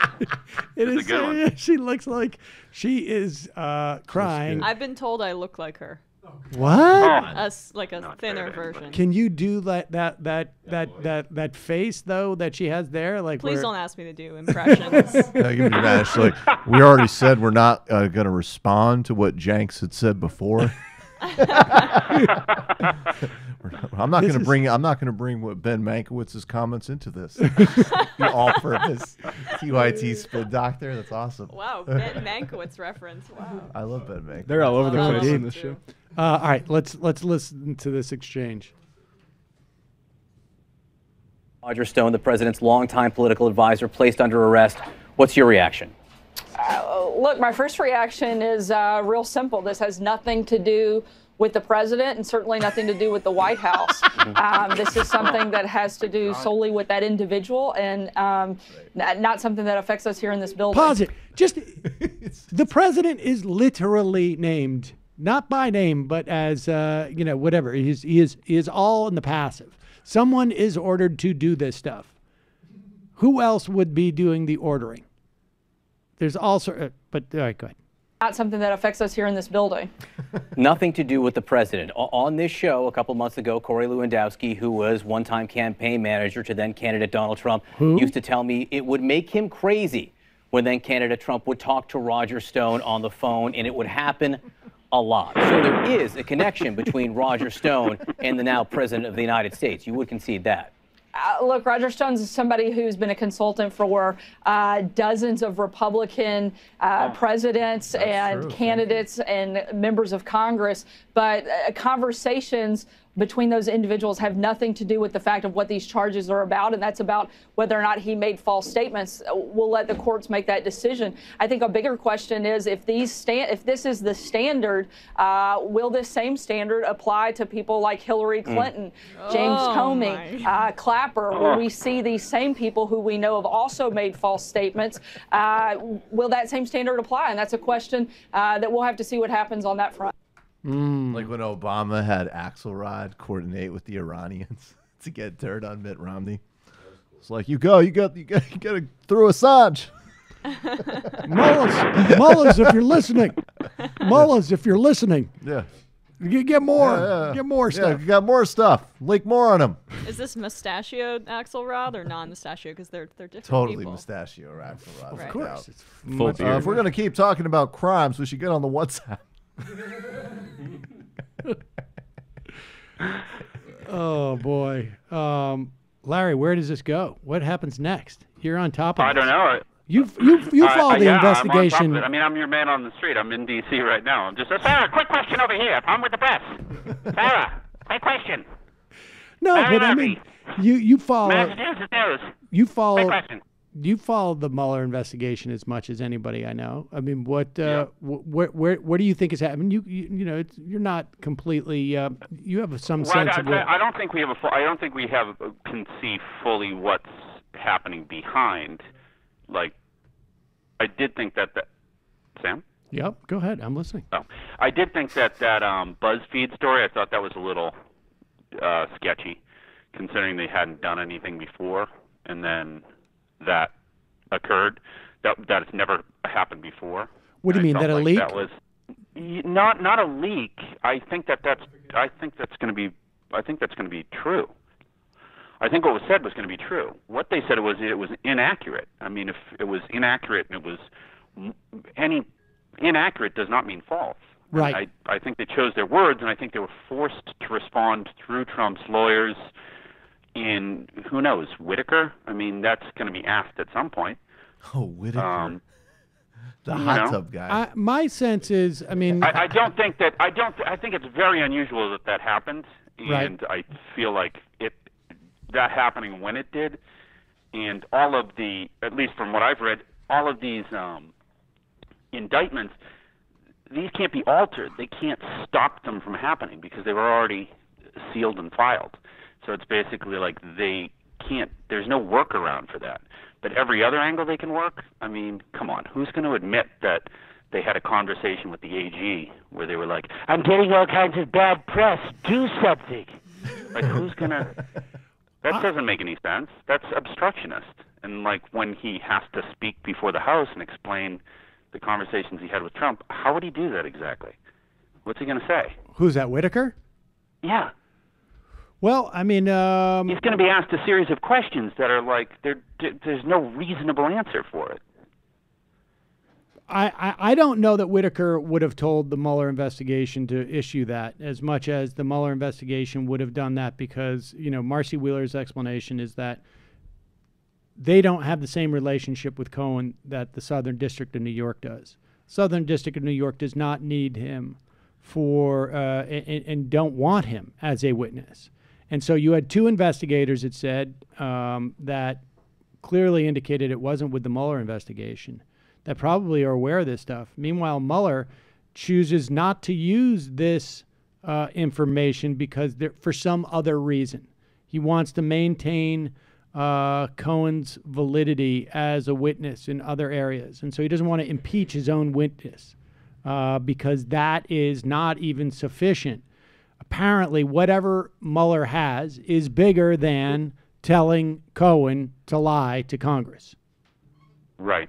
And speaking of, can you explain to me what transpired in the last week with the fact that he declined to show up voluntarily, and then he was subpoenaed by the House, and then he was subpoenaed by the Senate?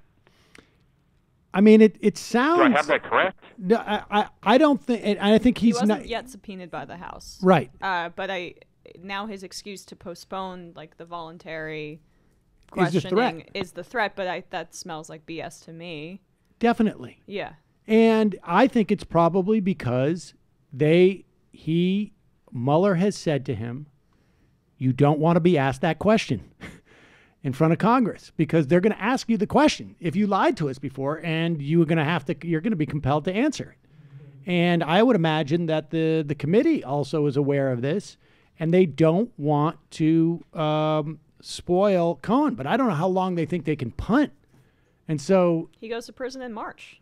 it seems like stuff may be coming down very soon because of that, He right? goes to prison in March, and that's scheduled for mid-February. And I thought it was, I mean, no matter what, he will be appearing, but now it's behind closed doors.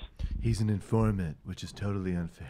And he can appear once he's been in prison. He's a bad lawyer. I'll tell you what. You Yeah, do he a can lot come- better he can for a come from lawyer. prison. I can No, give but you I a just couple don't of think they business want to. cards for other better lawyers. It's going to look this bad. guy, real piece of shit. It's going to look bad. No, but that was another Trump classic, man. A couple months ago, where he literally was like, yeah, it's called like RICO, and what they do is they get a guy to rat. It should be outlawed.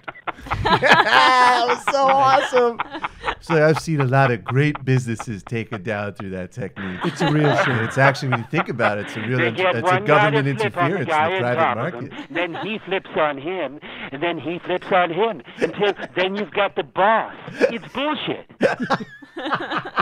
They couldn't get the boss on their own, so they get somebody else to do their dirty work for them. It's unethical. disgusting. It's unfair. Really it's low. disgusting. I know, because this happened to a couple of good friends of mine. That's why I call him Build 'em Up Mueller. That's what I call him. Or cake stacking Mueller. Or fishing guy Mueller. Yeah. I come up with a bunch of different things. Ralphie Cifarello used to help at my casinos. So, and Larry, the government took him down. why don't we break some news here? What's the story with what is going on with the Bob's Burgers movie? No story. Still in play. No firm, other than a firm date of release. That's all I have for you. I'm sure that you're probably getting daily phone calls and daily updates. What's going on? Am I going to be in the movie or what? I have no idea. Come on, Sam. You know that these aren't questions I can answer for you. Shouldn't you ask your lawyer, Larry? Being very evasive, Larry. I would ask your lawyer. Think I should ask my lawyer? Yeah. Listen, if Larry knew anything about the Bob's Burgers movie, even if it was moving forward without you, Sam, he's not obligated to tell you. He's been in meetings that say Sam is out. He's out. Don't tell Sam about that he's not in the movie. He doesn't have to tell you that. He's under no obligation, hypothetically. Well, I never said that about Sam. Larry. Wait, was there never a contract? Should you not have said that? I never said that. Larry, always a pleasure, buddy. Hey, thanks. Thanks for having me.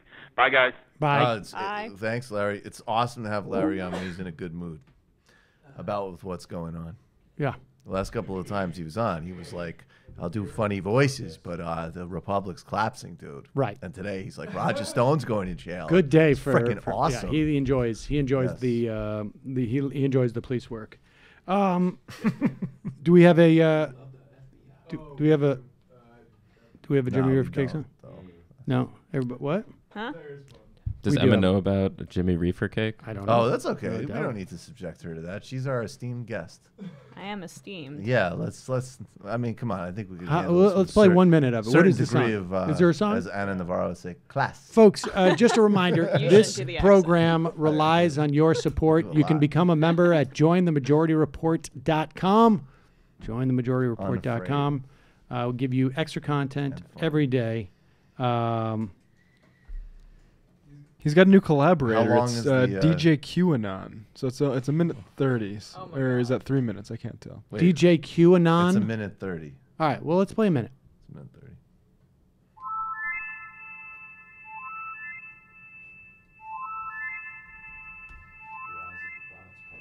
DJ QAnon got beats. Twitter machine is where we meet. I need robots to compete. Professor RC will compete. Set the bar for repeat. Get the likes and retweet. This should horse the program. Wanna be the best in all hell.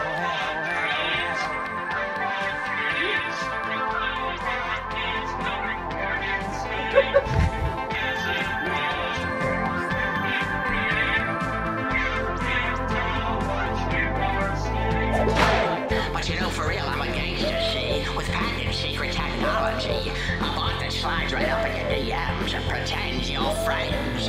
But stray away from the approved facts. I feel like we've gotten a little far afield from the original mandate. Well, the lyrics are included. The original mandate. Well, the original mandate that was promote the show and talk about weed. No, look back on the week. What are the lyrics? DJ QAnon got beats. Twitter machine is where we meet. I need robots to compete. Professor RC will compete. I'll skip a little bit ahead.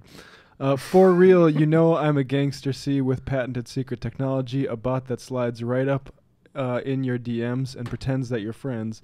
But stray from the approved facts and the Reefertron 420 attacks. A tweet every 4 minutes and 20 seconds. They all get taught a robot lesson.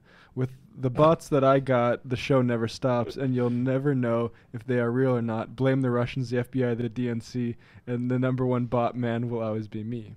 Does anybody know where Jimmy lives and Maine? Get him some help? All Or somebody right. could go up there and break his bong or something? Michael, Yes, sir. what happened on Tuesday night? My show would happen on Tuesday night. And it would be a great show. But I guess actually, so next week, I don't know what's happening on Tuesday, but we rescheduled to Thursday in case we're, Jesus, God forbid, doing live coverage of Trump talking about the shutdown ending. So Bill Fletcher Jr. is joining us. We're talking about labor uprisings in the Sudan, which are happening right now, and then the political legacy of Amishal Cabral.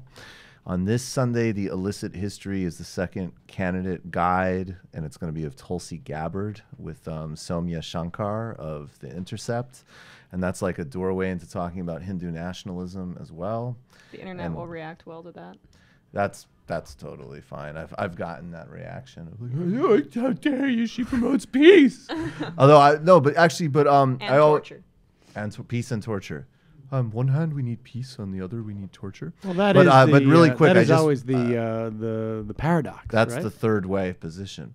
But I want to say that just because people I know get very sensitive and emotional about her, she tweeted the right thing on Venezuela. Yeah, that was after the show yesterday. Yeah, after the show yesterday, so we couldn't include it. Not a word on Lula or Brazil.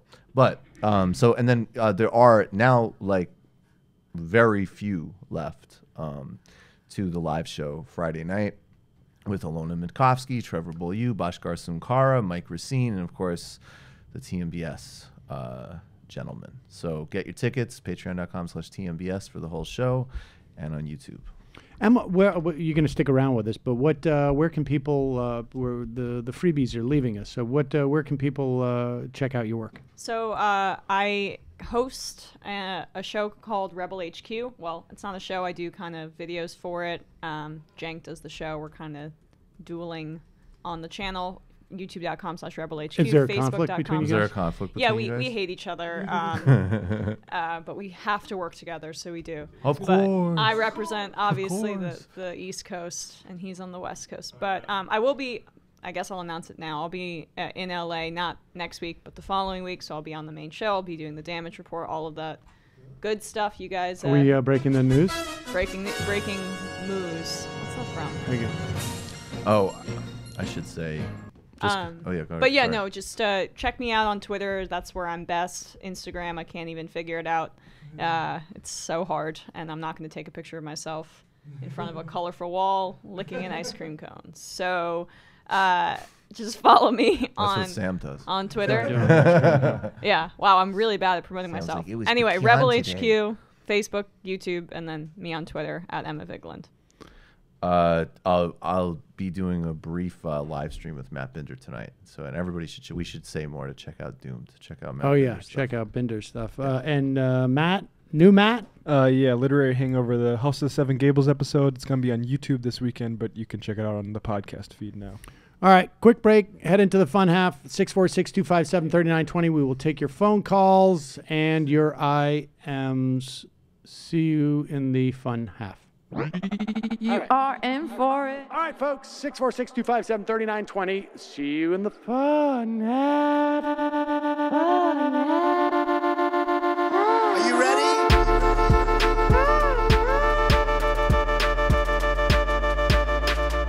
Who sent us this? Alpha males are back. Boys back. And the alpha males are back. Just as delicious as you can imagine. The alpha males are back. Boys back. And the alpha males are back. Just want to degrade the white man. Alpha males are back. I take all of it in my throat. Alpha males are back. Almost says what? The alpha males are back. You are a madman. And the alpha males are back. I am a total cunt. Can we bring back DJ Dannerky's song, please? Yeah, or a couple of them. Just put them in rotation. DJ Dannerky. Well, the problem with those is they're like 45 seconds long, so I don't know if they're enough of a break. That's fucking nonsense. Hey, folks, a reminder. I do not have Parkinson's. And the alpha males are psych. Fuck 'em. Almost says what? Almost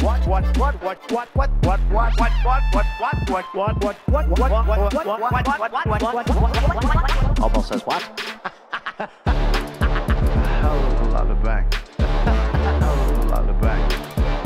Hell of a lot of bank. Hell of a lot of bank. Hell of a lot of bank. All lives matter. Have you tried doing an impression on a college campus? I think that there's no reason why reasonable people across the divide can't all agree with this. Psych. The alpha males are back. And the Africans are black African. And the alpha males are back. And the Africans are black. When you see Donald Trump out there, doesn't a little part of you think that America deserves to be taken over by jihadists? Keeping it 100. Can't knock the hustle. Come on! Fuck 'em. Things I do for the bigger game plan. By the way, it's my birthday! Happy birthday to me, Jew boy! I have a thought experiment for you. And the alpha males are back. Africans are black. Alpha males are back. Africans are black. Come on! Come on! Someone needs to pay the price for blasphemy around here. I am a total pussy. When it went after, oh, I saw that. Yeah. We are back. It is the fun half, ladies and gentlemen, wherein we will take your phone calls. I will answer your IMs. Emma has graciously agreed to stay for a little bit longer. She can't stay here forever. She has work to do, folks. But let's start with this. The idea that Dana Perino is now taking her cues from AOC is actually I don't know how really to deal with this, but it's sort of fascinating just to see how much the idea that one person can be dominating the narrative like this, and it's not terribly different from stuff that Bernie was saying, but it does sort of take it a step further, I think, in some ways. And she's just more representative, frankly, of what is now becoming the largest voting bloc in the country, and that is millennials. But here is Dana Perino, who launched her career, or first became a national figure by lying on behalf of the Bush administration and their insatiable lust for war. He is the intellectual leader of the left. That's sad, Dana. And the polls are backing that up. Pause it. She said, we cut it off just a little bit there. She says that Alexandria Ocasio-Cortez is the intellectual leader of the left, and Jesse Waters says that's sad. Backing that up. And they're all having to respond to her. We'll see how they handle their Donald Trump, right? I just said in the break that I would love to sit next to President Obama while he listens to something like that and to hear what he thinks, because it would be interesting to hear.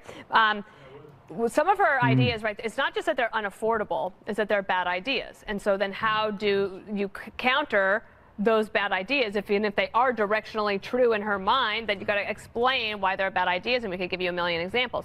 I'm going to tell you where I think the Democrats have a good point on the economic argument against President Trump.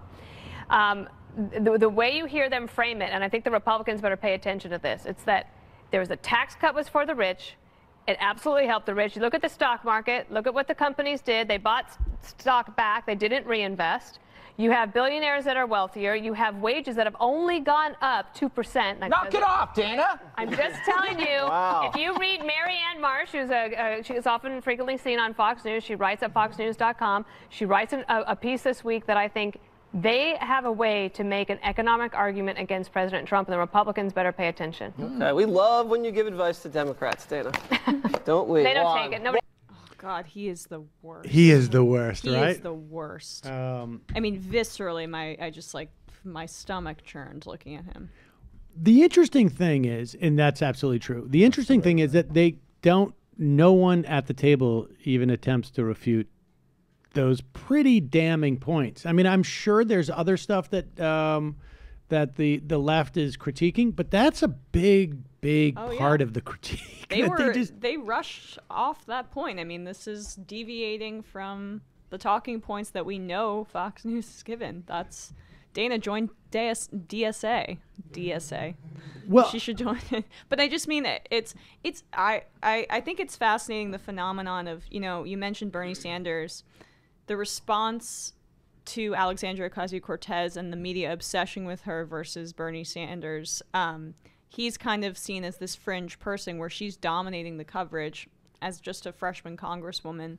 And I'm kind of going a little off topic here, but I do think it's fascinating how some liberals, white liberals especially, are responding to AOC versus Bernie Sanders.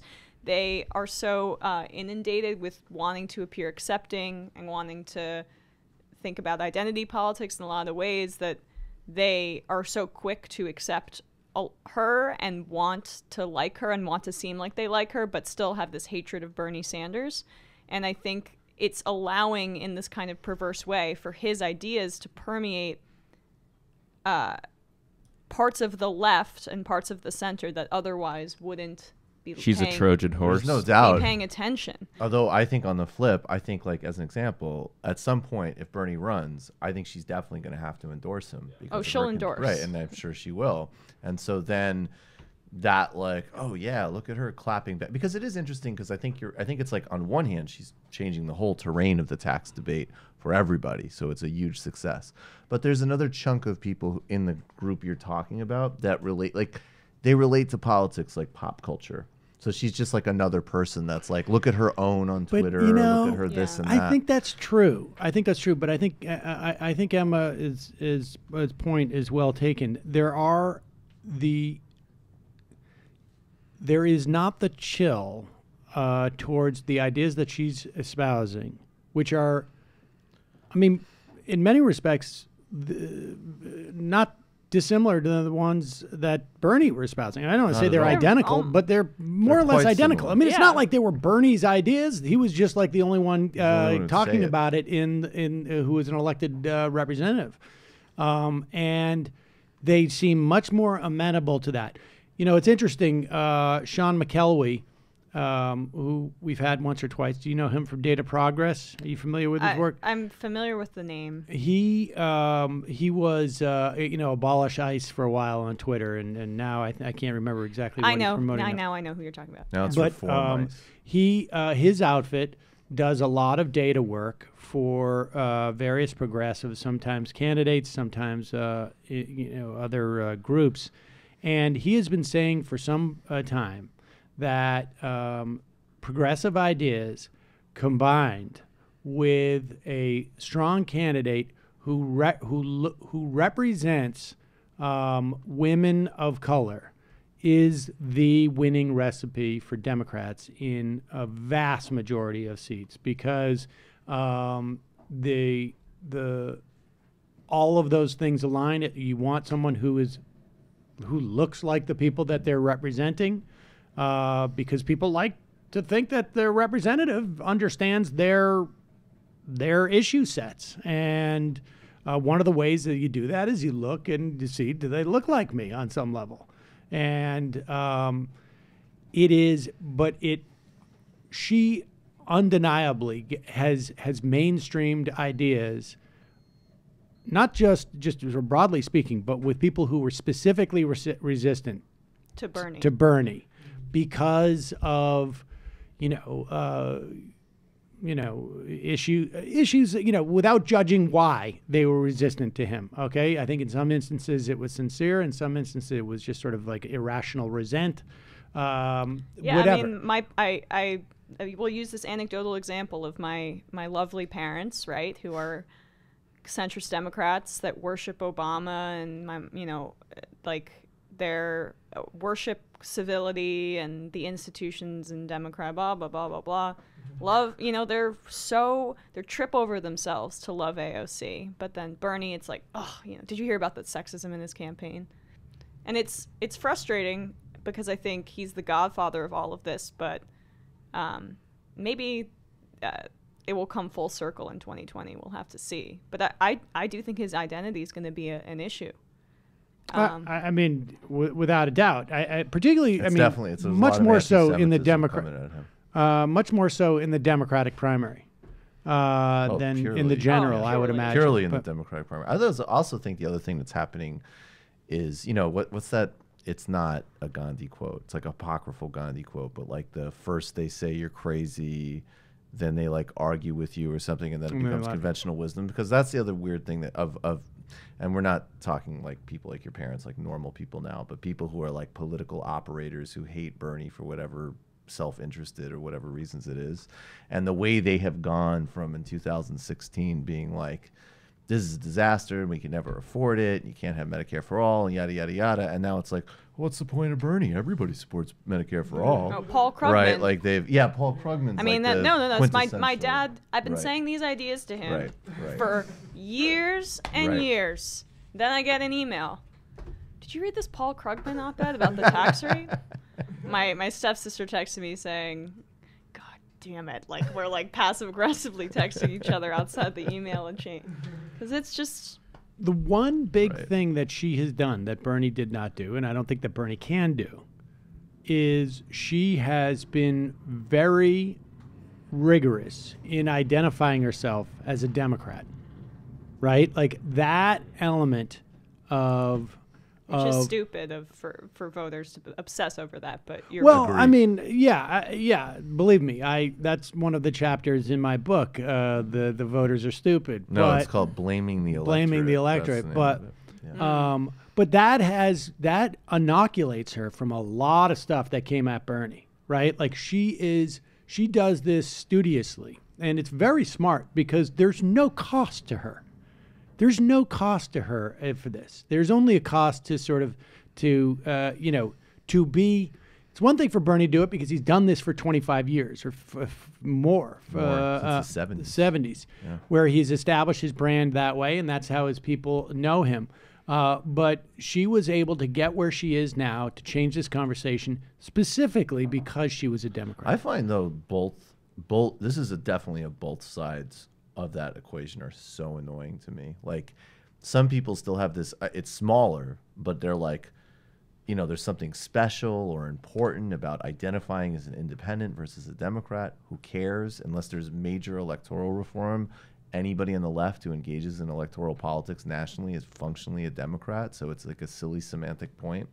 And then on the other hand, like, who cares if you're like a proud Democrat? I mean, this conversation is like, I don't know. It just seems so nonsensical. It's weird loyalists. It's like an old school, and the number of independents has grown and grown and grown. I mean, I can understand it if you're a part of the party apparatus and you want to make sure that you're able to maintain. But beyond that, of course, it's like it's just bizarre. But I root for the Patriots, but I'm not. But I also think it's not bizarre going out there and putting, you know, like. But I also find people who insist on saying that, like, no, I'm not a Democrat, even though like they're on the left and always vote for Democrats. Bizarre. Like, I just think it's such a, to me, it's just such a secondary conversation. Like, it's all posturing. Yeah, get on the ball. Like, who cares? Dr. Chaos MD, so awesome to see Emma on the show today. She does great work.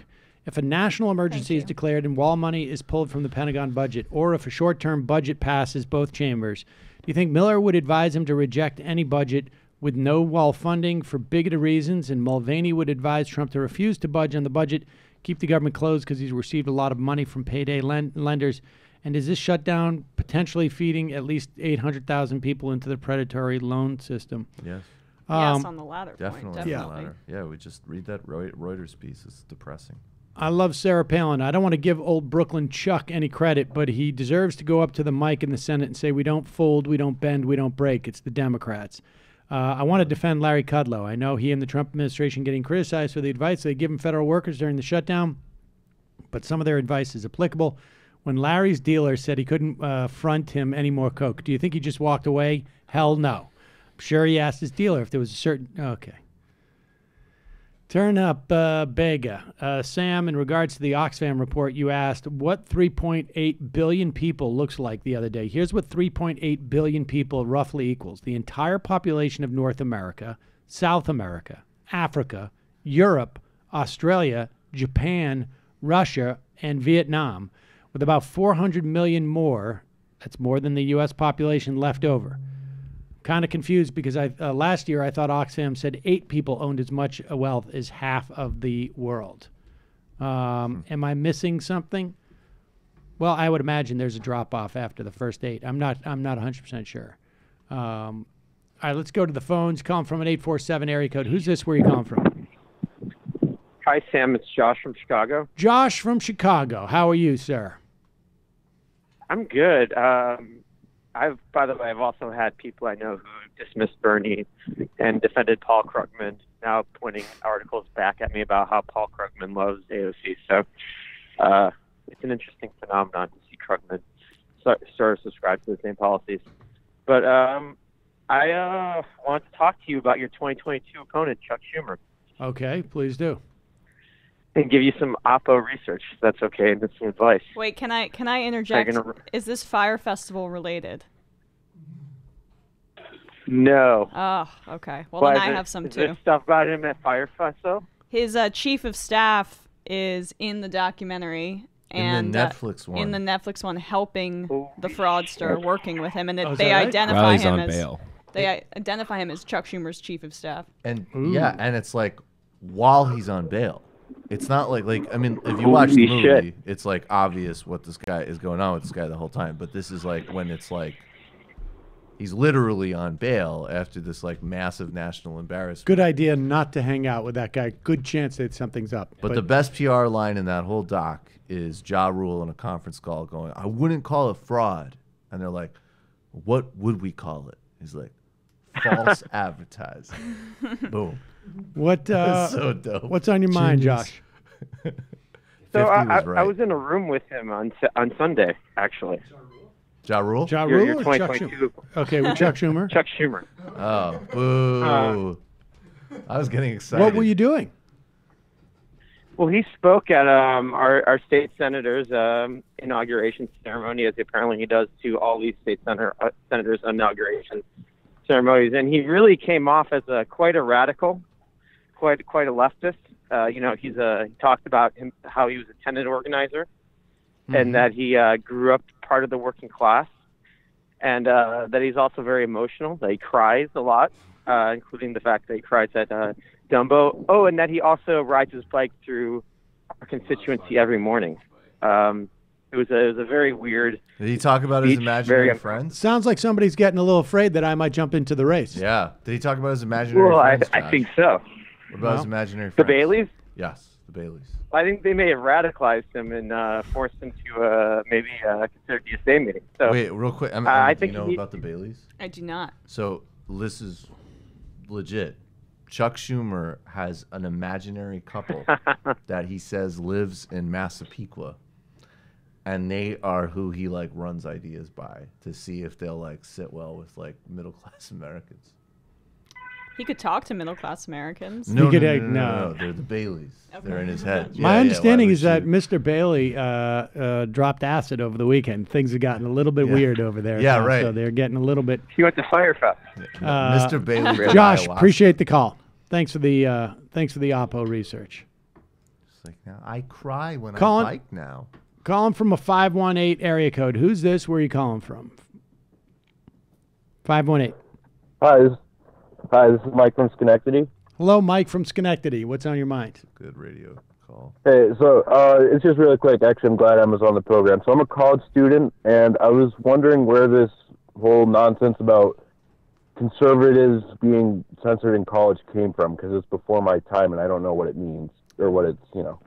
So I did a story on this a little while back, and now I'm going to forget all the details. But you could probably search Rebel HQ and find it. A lot of it is from, the Nation wrote an article about it. A lot of it is really manufactured, and it comes from conservative think tanks basically pushing that narrative out there. I think that it's basically a made-up problem is my stance on it. But now again, oh wow. There it is. Oh my God! How tan was I? Skills. Yeah. Sorry, we're pulling up the video, but search college free speech battle has dark money ties. I must have done this last year, and you can find my video on it. Is this I'd about Turning Points getting a lot of money from? Yeah. In fact, for a long time too, they would pour money.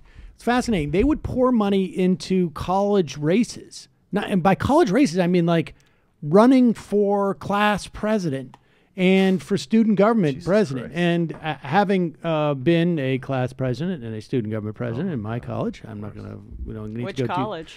Connecticut College. It was a small school. The Camels. It's College Camels. But the idea of dark money going into these races is absolutely bizarre, and I need to raise taxes. And yeah, exactly. Yeah, sounds to me but the idea was we want to get a control of the student government. That way we can control the student council activities budget and not invite people on the left, and basically use that money as a slush fund for right wing thinkers. For the most part, they got caught because.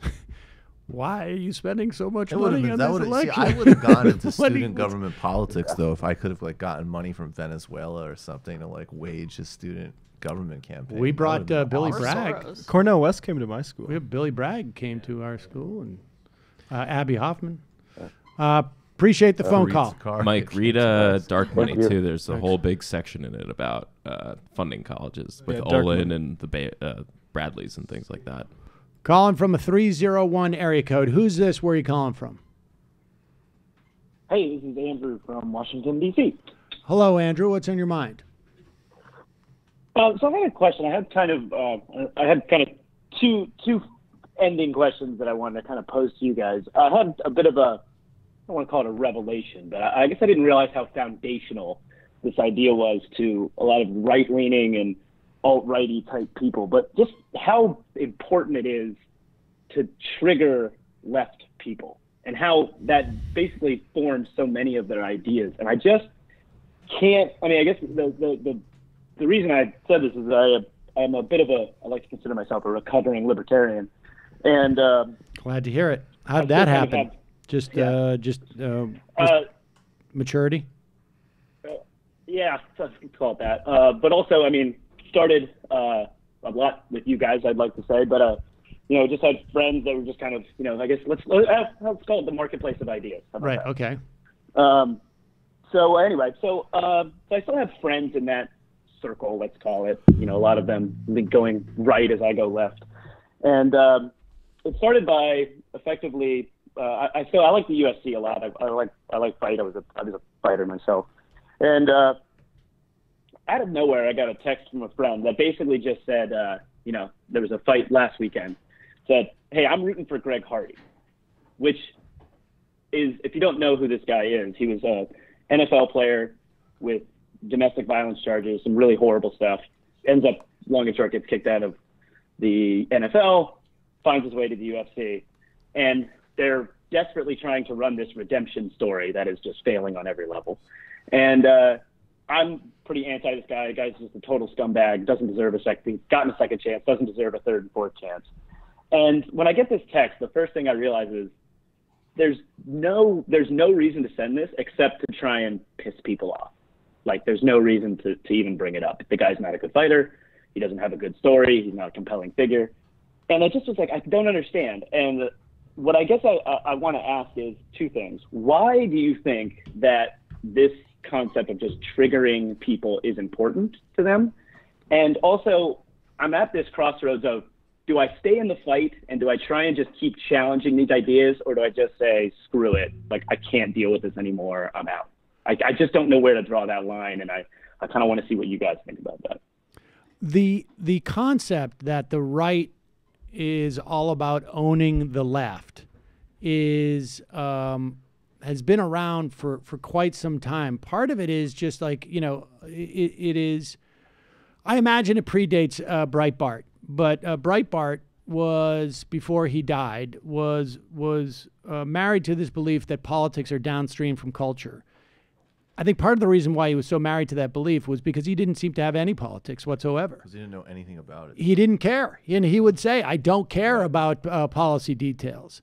And it's really, for them, it's very much a cultural fight. And in that instance, they feel threatened by anything that is in any way new or different, or in partly because that threat is real. I mean, this is the zero-sum argument, but that, and by they, I usually mean a white male, and because their power in society and their status in society is threatened by other people, other groups of people, attaining some measure of social status and economic status. And so the idea that they can win and take them down a peg is a huge motivating factor.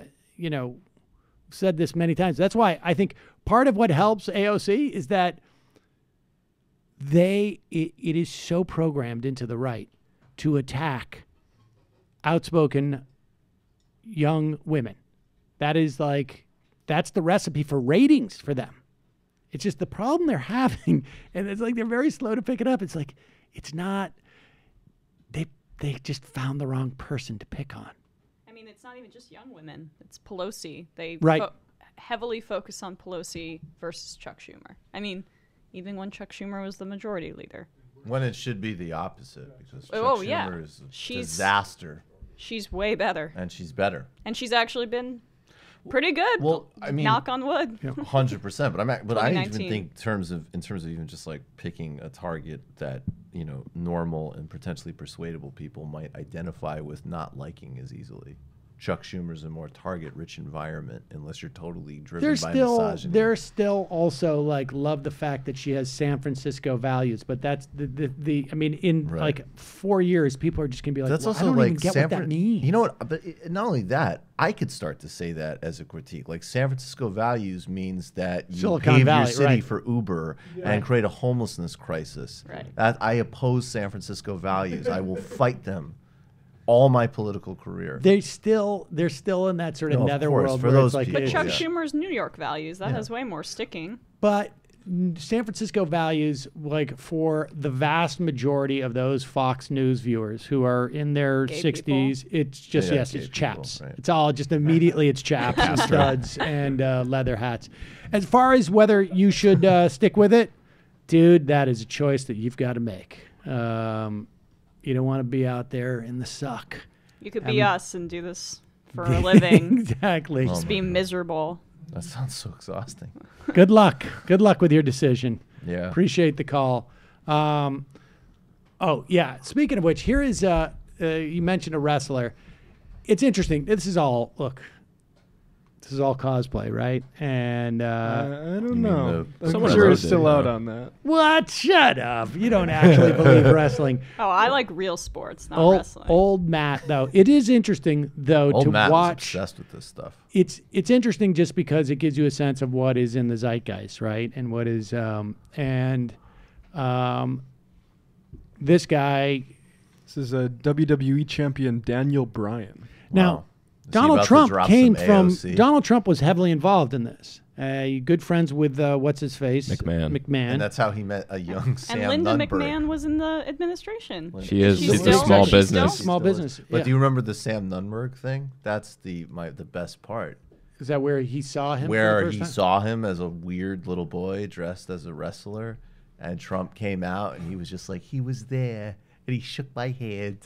And 15 years later, I didn't know I'd be planning racist memes for him on a thing called Facebook. But that's how it all started. Here is what is the name of this wrestler? Do we know? Daniel Bryan. Daniel Bryan, and he good is name. That's not a he San is Francisco name. It's a the real anti-hero in the context, I think, of wrestling. It'll be interesting to see his narrative arc. Yeah. But he delivers this critique to Ed McMahon, and it's pretty legit. Vince, of course you don't want to listen to this because you and the entire baby boomer generation are the great parasites of this world. You see, these people bowed down to you when you came out, but they don't realize that you and your entire generation, you take, and you give nothing back, putting profits over both the people and the planet every single time. And they bow to you for it. They bow to you for it. You saying this isn't real? Woke. It's like you pulled this incredible magic trick, this illusion. Like well, a you've yoke concealed from them all the economic and environmental debt that you've created, and they've become satisfied with trading Instagram likes and Facebook messages and social media stuff. All while you're in the back hoarding all the wealth, hoarding all the power, and they ignore it because they're distracted. You've created an environment for somebody like AJ Styles to become a hero.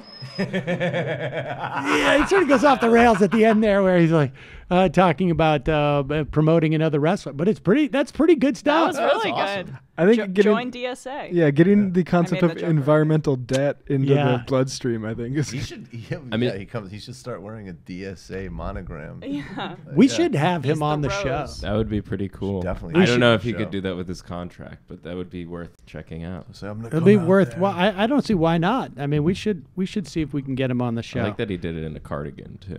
Yes, Very on the brand. yoked coffee shop guy. That's awesome. That's so dope. Let's so the guy who's like whinily listening to Ani DeFranco all of a sudden took steroids and threatened to lay out Vince McMahon. So do we have any update on what's going on in Denver? Have you guys seen anything? Now, we got a report that on Virginia, there's going to be a lot of teachers walking out over the course of the day. They can't legally strike. They can't start the strike until the 28th. Denver, Yeah. they can't. Because the contract is still in the works, or what is it? I think they need to give a certain amount of notice before they can start the strike. So Virginia is going to be a one-day strike at the least. Randy Weingarten is scheduled to be there with teachers. And here is the announcement from the Denver. I think he's the president or the spokesperson. No, the lead negotiator for the Denver CTA. The CTA is part of the AFT loosely affiliated with the AFT as opposed to the NEA, but those are the two major national teachers unions. To breaking news, an announcement right now from DCTA lead negotiator Rob Gould on the potential of a Denver teacher strike. Let's listen in. DCTA that came out to vote tonight and that came out on Saturday to vote. After 5 years of studying and 15 months of negotiating pro-comp, we have something to let you all know. Over the past 10 years, DPS has been taking money from teachers to fuel their reform experiments that to date haven't proven to close the achievement gap, but rather have fueled a 20% turnover rate in DPS. Educators have told us that they want an increase in base salaries and a decrease in unpredictable bonus pay. Over the past few years, teachers have seen decreases within their take-home pay and have had to decide on whether they will leave Denver's kids in order to earn $7,000 to $13,000 more in base pay in neighboring districts. Teachers in Denver find themselves spending an average of $750 out of pocket for their classroom needs, while DPS spends more than $4 million on bonuses for their administrators. While DPS claims they're putting funding towards schools, everyone knows the reality. The reality is that Denver teachers are tired of misleading statements. Teachers and parents know the truth. Last Friday, when our team met with the district refused to fix our pro-comp problem. Our team took the question to our members, and the members have spoken. Tonight, Denver teachers overwhelmingly agreed to strike. 93% voted to strike. Wow. They're striking for better pay, they're striking for our profession, and they're striking for Denver students. So there it is. I mean, this is not a big surprise. I mean, not just coming out of the heels of LA, but obviously what happened over the course of the summer. These are the people I spoke to in Pittsburgh at the AFT conference. They all seemed to have a greater appreciation for for work actions. But sorry. Right. Yeah. Did you see? And also, I don't know, the flight attendants. That's big. Yeah, flight attendants just announced that Sarah Nelson, the head of the Association of Flight Attendants, CWA, is urging members to visit their congressional reps and demand action to the shutdown. And basically, they're starting to mobilize. That doesn't mean necessarily that there's going to be work action, but it means that they're going to start to agitate until you're going to start hearing a lot more stories. Well, I think they're also putting forward, like, not necessarily, but like, look, if there's air traffic controllers aren't here, we're not. There's a veiled threat. Yeah, we're you not, know, these are the people who fly professionally, and they're going to come out there and say it's dangerous, and I don't know if we want to. Yeah. The teacher strike one update is there is no set date for when they are going to start the strike, other than having authorized it. But the public schools PR head of PR sent out an email to teachers saying that if you are an immigrant teacher on a visa, we will report you to ICE, to Immigration Services, if you go to strike. Wow. They retracted that, but they did send it out. It was only after. Right. Where was that? In Denver. That's incredible. The message got out, whether they retracted it or not. Exactly. Right. That's pretty stunning. It's like, oh no, our bad. We wouldn't do something like that. And that's also a veiled threat to parents too, right?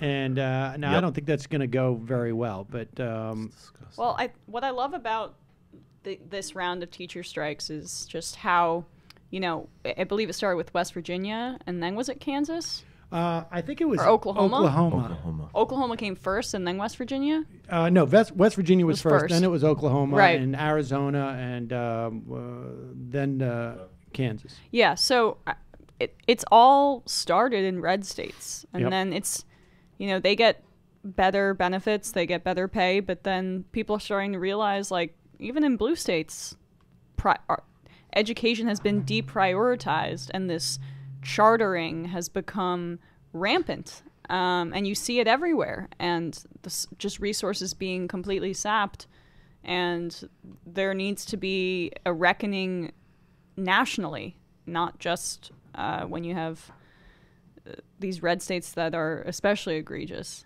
Well, you would think that Los Angeles, right, would be up near the top of spending per capita in terms of students, but California as a whole is about maybe somewhere in the middle. Speaking of, do you think this affects Eric Garcetti's presidential bid chances? The fact that these teachers are striking on his watch. I doubt he'll throw his name in the ring, I don't know how much my understanding of the system there, he's not terribly in the crosshairs of that. Largely it was the funding from the state, and then the LA school district board essentially is, I think, fairly autonomous relative to the mayor, but he's super invested in Eric Garcetti.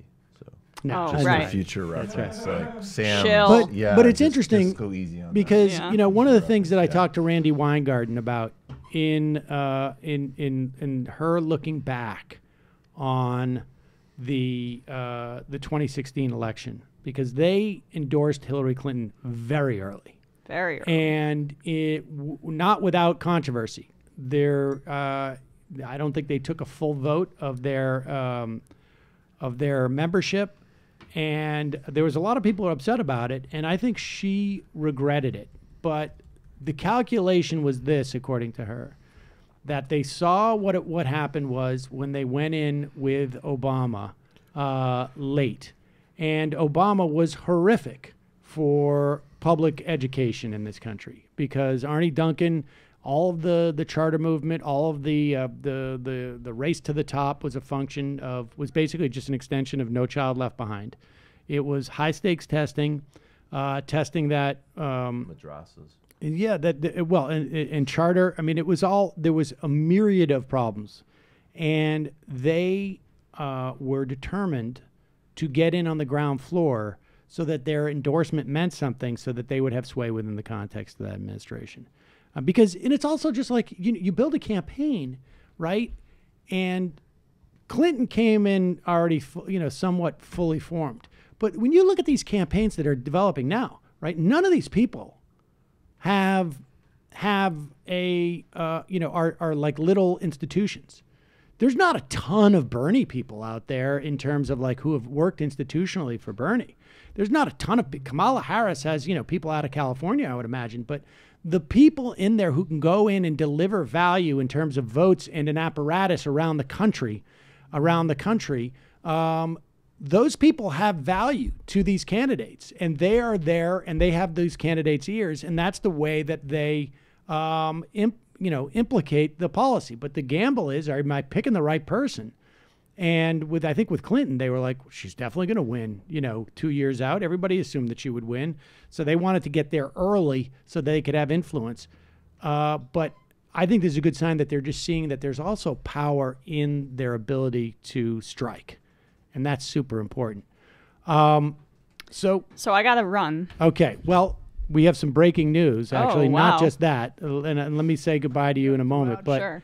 Here's Donald Trump announcing a short-term deal to end the government shutdown with no wall funding. Thank you, Emma. 10,000 known or suspected gang members like Suspected. MS-13 and members as bad as them. MS-14, people. 15, Tough, and mean, 16. Sadistic. In the last 2 years, ICE officers arrested a total of 266,000 criminal aliens inside of the United States, including those charged or convicted of nearly 100,000 assaults, 30,000 sex crimes, and 4,000 homicides, or as you would call them, violent, vicious killings.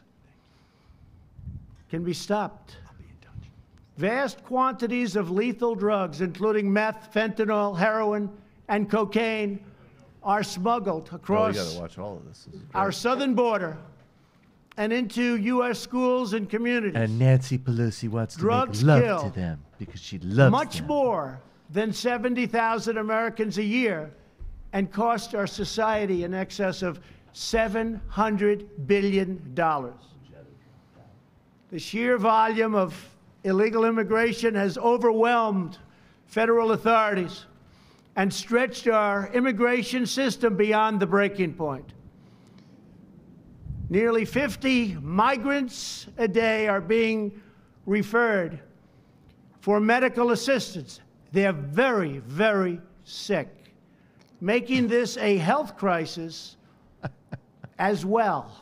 It's a very big health crisis. This is pure. This is People have like no idea how no big it is wall, unless you're more there. fascism. Right. Our backlog This is him frustrated. in the it's not immigration working. courts Yeah, I mean, he just got is cucked, so now he needs to bloviate. far greater than the 800,000 cases that you've been hearing about over the last couple of years. Think of that, though. 800,000 cases because our laws are obsolete. So obsolete. They're the laughing stock all over the world. Our immigration laws, all over the world, they've been there for a long time, are the laughing stock all over the world. Everywhere. We do not have the necessary space or resources to detain, house, vet, screen, and safely process this tremendous influx of people. In short, we do not have control over who is entering our country, where they come from, who they are, why they are coming. 2 days ago, Tulsi Gabbard said The that we should result sit for down many and work this years out in a bipartisan way. is a colossal danger to public safety. We're going to straighten it out. It's not hard. It's easy if given You the literally resources. just failed in front of Last everybody. month was the third We could straight build a wall. month Wait a second. in a row Hold on. with I'm confused. Hold on. 60,000 I'm going around in a apprehensions circle again. on our southern border. Think of that. We apprehended 60,000 people. That's like a stadium full of people. A big stadium. A big stadium. There are many criminals being I like apprehended, but vast numbers are coming because our economy is so strong. Steel, made out of steel. And We're concrete. the strongest economy now in the entire world. You see what's happening. This is the State of the Union. I'm giving We it have twice. nowhere Oh my God. left The to house Venezuelan them, military isn't even defecting. and no way to Where promptly did it all go? remove them. You can't get them Remove out them? because our laws are so obsolete, so antiquated, and so bad. Without new resources from and Congress, anachronistic. we will be forced to release these people into communities, something we don't want to do, called catch and release. Catch and release. Oh, You man, catch make sure them. those dentures And are you there release before them. you Even bitch if they're on national criminals, television. you then release them. And you can't release them from where they came. So they go into our country and end up in places you would least suspect. Yes. And we do as little releasing Living as possible, but underneath they're coming by lakes. the They hundreds live of underneath thousands. lakes. You would never I have suspect had it. zero They'll be coming to Minneapolis. Democrat lawmakers volunteer to They live in your have them vestibule. released into their districts or states. And I think What? they know that. And that's What what are you we're talking going to about? be discussing over the next 3 weeks. They were going to put them all into The painful your- reality is Right. that the tremendous That's economic what I'll and be financial repeating burdens in of weird, illegal non immigration sequitur ways the next 3 fall weeks. on the shoulders of low-income Americans, Strikes work. including millions of wonderful, patriotic, law-abiding immigrants who enrich our nation. As Commander-in-Chief, my highest priority is the defense of our great country. Whiteness. We cannot surrender operational control over the Operational nation's borders Is that some to word foreign you learned from cartels, the generals traffickers, that look better and than Tom smugglers. Cruise? And they Yeah, said we can't. We want operational. future Gotta be Americans to come to our country All right, we don't legally need to and listen through to a this crap, right? system. Do we need- Operational. do we He's need- using like, it like the the bottom beginning- line. That's like the beginning of a Steven Seagal movie. Shorter- Like, we need to get operational. Shorter Donald Trump. I lost and Republicans were caving, and it was inevitable that this was going to happen. I still might win, though. Who knows? I really want to do that State of the Union. Yeah, exactly. Well, look, Could be strikes so work, easy. though. You could still let me win. Let's see positive momentum. Strikes work. Democrats didn't fold. I mean, these are really positives. I mean, These are very good. Yeah, I mean, the strike, I think, And is huge. I think there should be a hell of a lot more strikes There in was this country. But. definitely. I mean, look. Yeah. I said this 4 weeks ago. When the airlines become a problem, that's when this is over. This morning, you had shutdowns in 3 or 4 different airports for just a couple of hours, but that's all it took. I mean, there was obviously more. There was a lot of pressure. It was heading to this, but that's all it took, basically, to open up the floodgates. And Trump became overwhelmed, and the Republican Party did too. It's going to be interesting to see where we go from here. I think if the Democrats, again, from my perspective, get a permanent citizenship for DACA, you get extension on TPS, and anything else. If you get DAPA, great, but get some real wins that materially, that, you know, the idea of making 1 million people, essentially, DACA, DPS, 1 million plus maybe, to end their anxiety permanently, is worth a lot. I think it seems to me, and it's certainly worth $5 billion for a wall that's never going to get built. Also, a good time to, just, call Donald Trump a cuck on Twitter. I don't usually advocate this, but I think now is a pretty good time. This is Cuck. Richard Ojeda apparently has dropped out of the presidential race. He was a state senator from West Virginia. He sent a video that he recorded and provided to The Intercept and the Young Turks. He said, "I don't want to see people send money to a campaign that's probably not going to get off the ground." That's, I mean, good for him to have that integrity. Yes, right? very much so. I mean, I got to say, the more Richard Ojeda's been around, the more I like the guy. And I really hope he plays a real role in politics. I think he's a good guy. Yeah, I like him. I was very skeptical about why he would run for presidency, but I mean, this makes a lot more sense that he thought, maybe I catch fire. I can see after a month or two, I'm not going to catch fire, and I don't want people to waste money on it. Good for him. But we should be thinking of, I mean, hopefully there's other ways that he's thinking about being in the mix, because someone asked me, I forget the question on TMBS, but it was something Ojeda related, and I've been agnostic on. I mean, I've had a lot of positive thoughts on him, and then some obvious skepticism. But I remember on the day of that question, which unfortunately I can't remember, it was like, well, Richard Ojeda is in LA right now with the teachers. So, right. I mean, again, he's just showing it. And I think this does too. I mean, because there's a lot of skepticism about that campaign, and I think the thing that, well, I don't know that it hurt his presidential campaign bid. I mean, the tough part is you're running for something you didn't win. That's going to dog Beto, but he's been a sitting congressman, so you don't have a federal position. That's hard. It's just hard. You don't have any national profile. And the other tough thing is that on some level, like, his ability to win was oversold based upon his positions. I mean, I like his positions, obviously, and I appreciate I would like to see more labor actions. I hope this guy gets a position, maybe in unions, because he seems to be able to motivate people to get active with the labor strike. So that's not going to be the last we hear of Ojeda. Good for him, and I think that shows a lot of integrity, where you basically are not out there looking to be, to finance a tour for yourself, which he could clearly have done. So good for him. Let's go. We got time for 2 more calls. Sorry, callers. I know we got a lot of people on the line.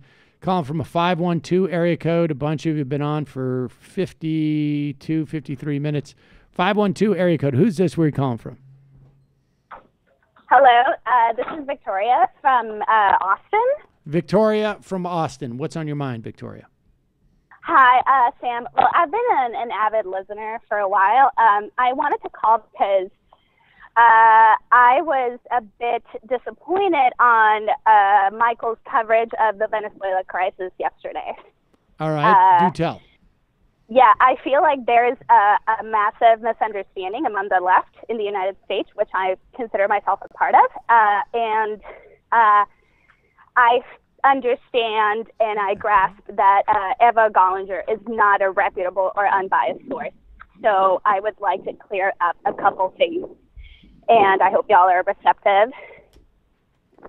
Okay, sure. Hello? Go. Shoot. Yes. So first of all, this is an endogenous movement, and it is not a coup. We have been attempting to get rid of this regime for a very long time. They have committed electoral fraud repeatedly since 2002. And this election that Maduro staged, which was 100% a sham, well, obviously he's not legitimately there. He wasn't even legitimately there 6 years ago. So this is an entirely constitutionally backed move. It's endogenous. Yes, it is being supported by the Trump government. I hope that they do not further interfere aside from humanitarian aid, but it is constitutionally backed.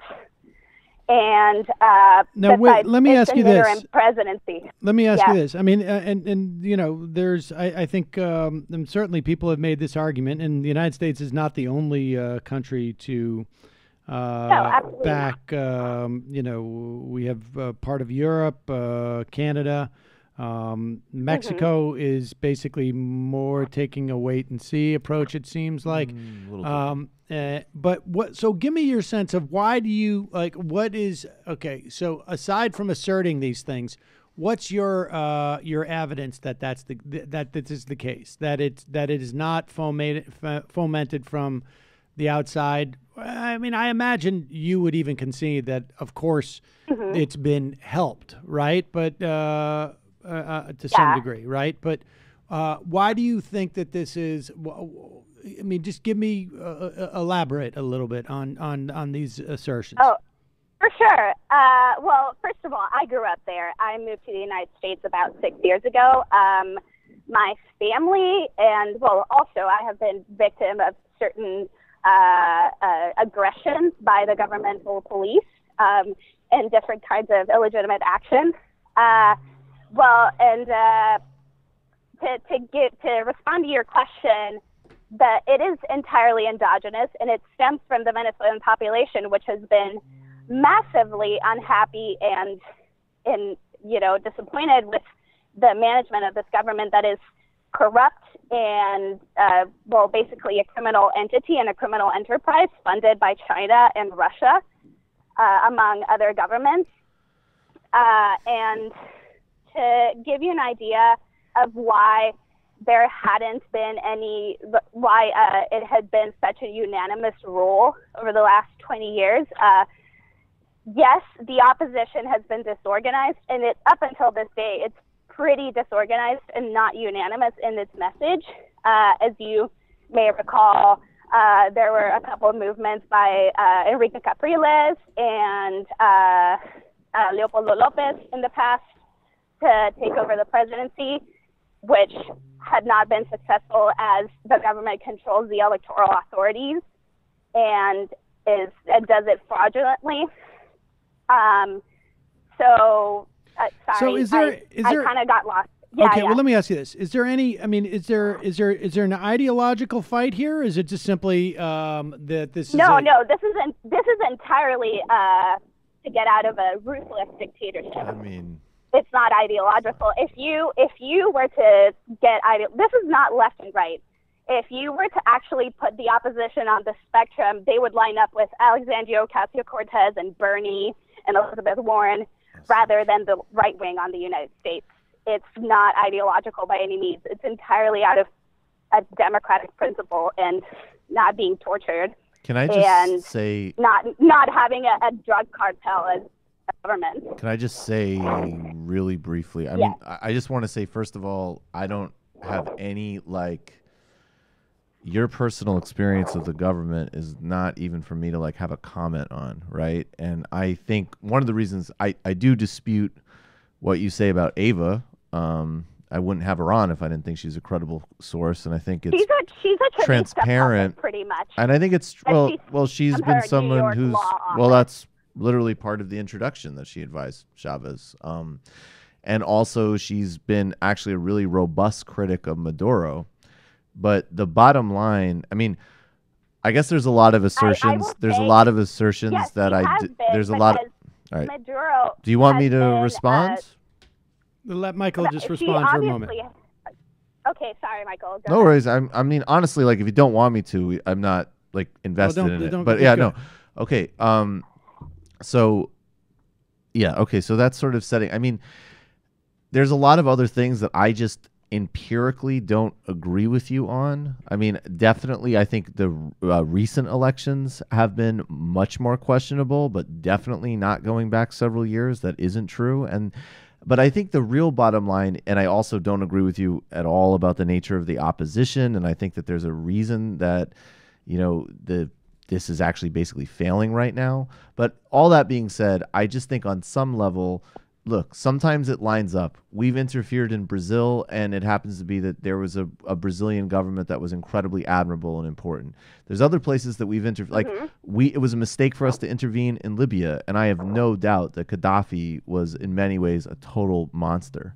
So the bottom line is right now is there's a coup in process promoted by Trump and Bolsonaro. Well, and recognizing, even if we hate Trump, and we do, if Nancy Pelosi went to a foreign embassy and said, I'm the president of the United States, and other countries said she's the president, we recognize her, and we're threatening military force, yeah, that would have a external element for sure. Let me ask you and that's what, I've just got to say, my last thing I'll say is my primary obligation is what the United States does abroad because I'm here, and I oppose that interference. And I have no problem with criticizing Maduro, but I'm going to oppose coups at any time. Okay, so let me ask you, caller, let me ask you this. What is your understanding? Okay, sorry. What is your understanding of... I think there's a delay.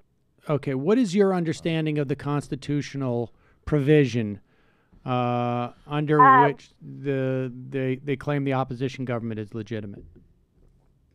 Well, so if you want me to get specific, Article 233 from Chavez's Constitution, 1999's Constitution, allows for the National Assembly, the only legitimate body there at this point, to appoint the president of the assembly as the interim president of Venezuela when there is no viable president figure or it is not legitimate, which is not in this case.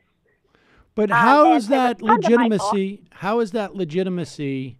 I mean, Maduro certainly seems viable at this point. He controls the military, right? Like he is. Yeah.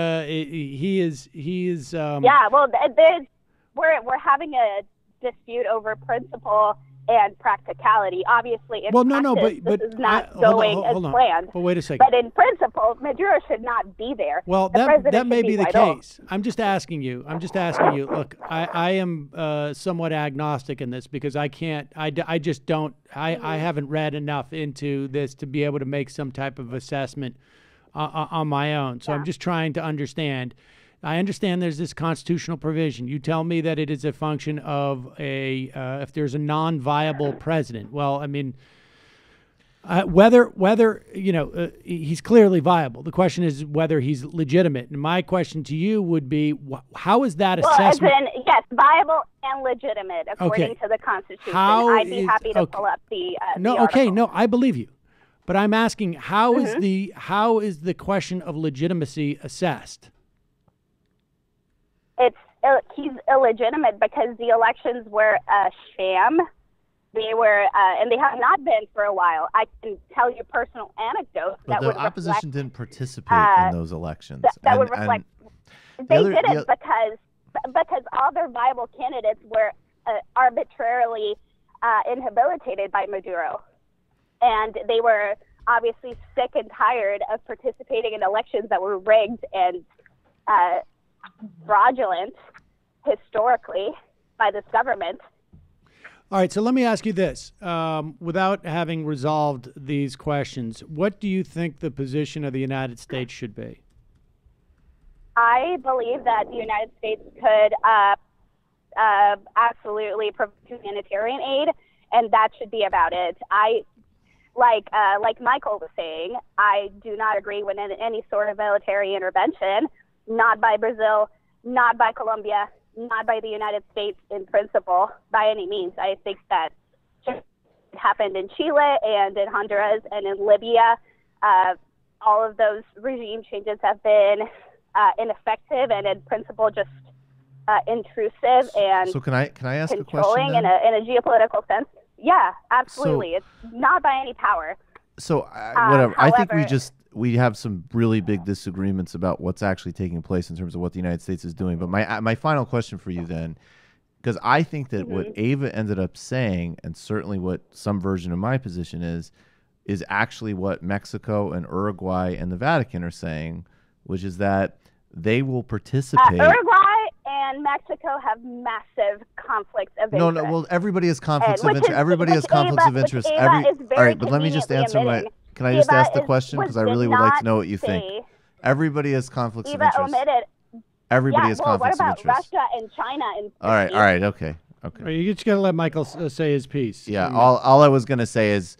Everybody has conflicts of interest. That's besides the point. Would you support a negotiated process, seeing as that this is a stalemate, and you obviously know, like, of course, it would be a disaster to have military intervention, so that there should be a real diplomatic process by which maybe some new solution could be formed here?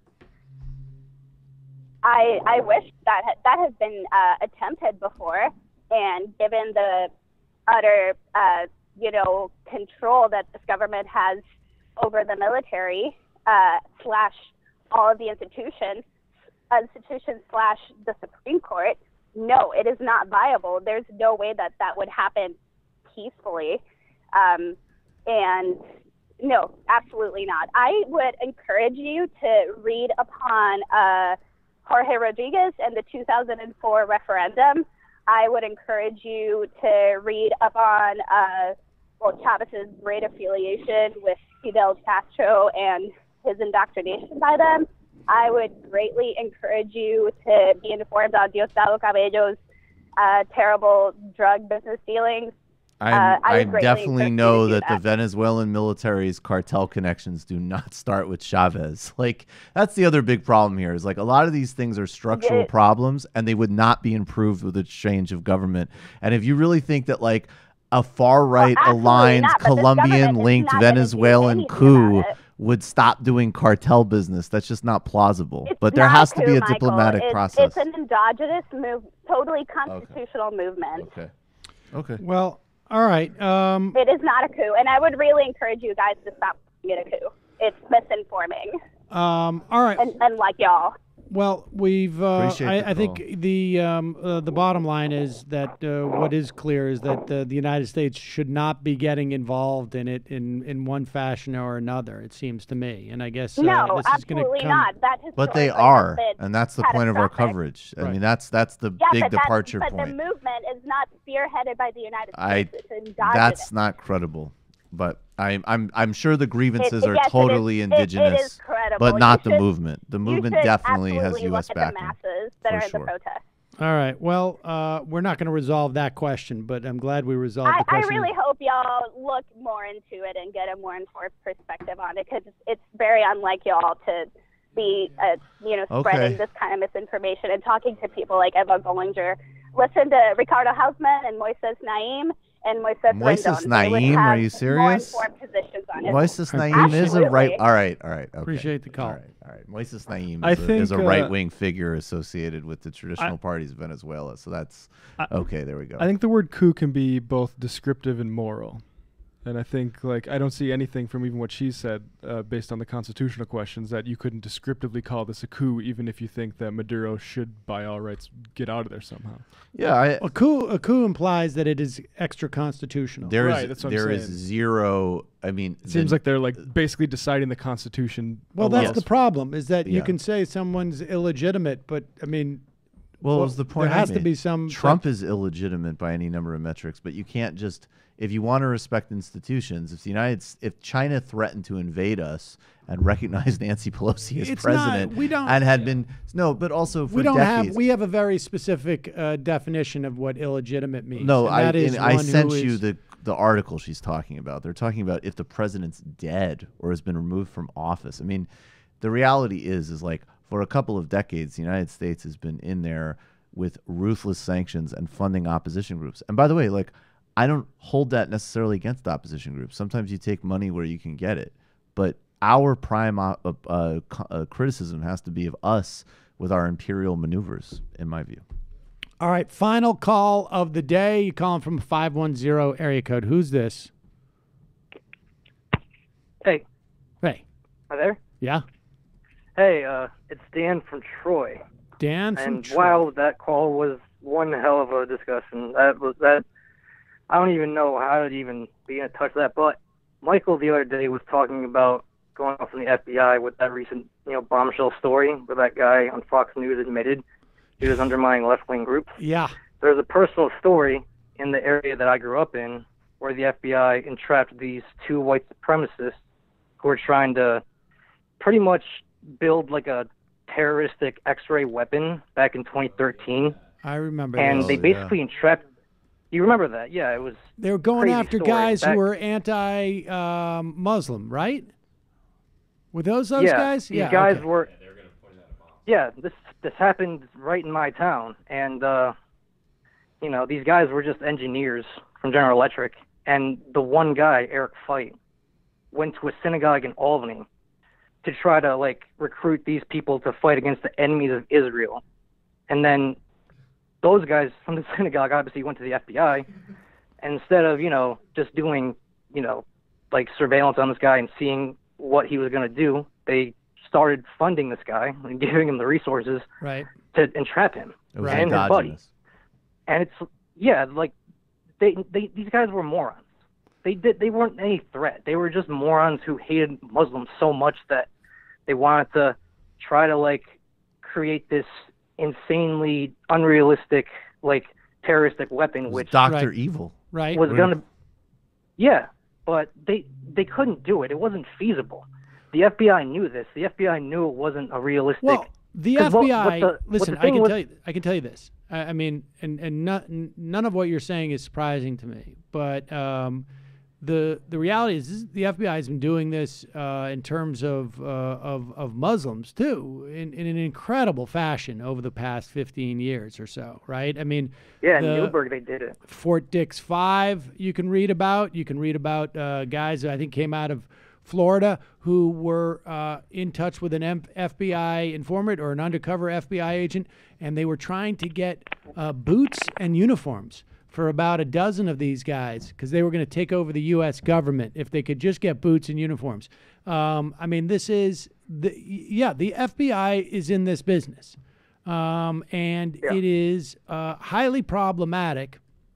I mean, look, guys like that should be on a list. There's no doubt in my mind. Yeah. I mean, if somebody's coming in and trying to recruit people to go and attack other people, and they're reported, they should be on a list. And there should be an investigation around these people to see how dangerous they are. There's no doubt about that in my mind. Yeah. However, the FBI is expending far too many resources to get so that they can bank numbers that say that they're taking people off the field, as it were.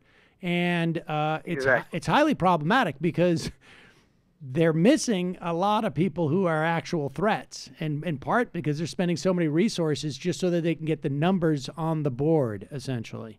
It's problematic. I'm not terribly concerned about these lunatics who are looking to recruit people to go out and kill. But I mean, if you look at these stories of like the Fort Dix 5 or others, it's pretty stunning. Just what the FBI has been up to, and much of that, frankly, was under Mueller and Comey. Wow. But listen, I appreciate the phone call. Thanks. They All right, hated to do it, but they knew they had to take on Trump. that's all the time that we have for phone calls. We're going to take 5 more IMs, and then we're going to be out of here. Bullprog, Cernovich using the Roger Stone arrest to BLM pill his followers. I'm not sure I know what BLM. Black Lives Matter?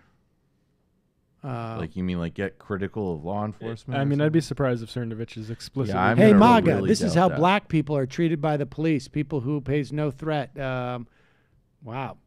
You got to be kidding. Wait, that's what Mike Cernovich is saying? Yeah, Black Lives Matter. I don't even know. I guess if it takes that, it takes that. Congressional baseball fan is in remembrance of MLK Day on Monday. We all stopped to remember the multiple occasions Steve Scalise voted against recognizing MLK Day as a holiday in his state. Jonathan Armstead, thanks for the Aaron Sorkin segment earlier this week where he attacked democratic socialism. While he's written some great movies and TV shows, I do think to have to understand a guy is at most a liberal who wants a friendly and affluent face to American empire. Sorkin was on Charlie Rose years ago and said he was most proud that the West Wing audience had the highest average income of any show on television. He later made that a plot point on a show, Studio 60 years later. It was then I realized the only white screenwriter I could respect was the guy with the eyebrows who left Jay Leno's show in order to be the only white writer on a black variety show. Let's make 2019 the year we put the old show, The Show episodes up on YouTube. Oh, thank you. That was not actually me. It was the character I played. Be careful with Daniel Bryan, guys. He voted for Jill Stein. Oh, the wrestler? Is that right? You know what? He gets a pass. I give wrestlers a little bit more I leeway. think if you're Cornel West or a wrestler, you get to vote for Jill Stein. I'll be careful with him, though. Yeah, okay? we'll be very attentive. Like, handle with care the WWE socialist. Brock Right, from VA. Relax. All billionaires are a policy failure, but Michael Dell speaking about his benevolence is hilarious. I was looking for a new laptop and checked the ethicalconsumer.org, and Dell is ranked at the bottom, just above Fujitsu and Toshiba. They get 5 out of 20 based on environmental score, material resourcing, and supply chain workers. Wow. Kentucky Fried Comrade. Hey, Sam, some new material for your Quip ad copy. New Scientist published the other day that scientists are currently running clinical trials suggesting a link between gum disease and Alzheimer's. Interesting. Kamala Iris. Sam, when you tell the hardware store clerk to put it on my tab, do they ever ask what all the super glue and duct tape is for? Winnipeg Craig. I got elected vice president of my union local this week. Is that worthy of a shofar or other somebody? Yeah, of course. We'll give you one of those.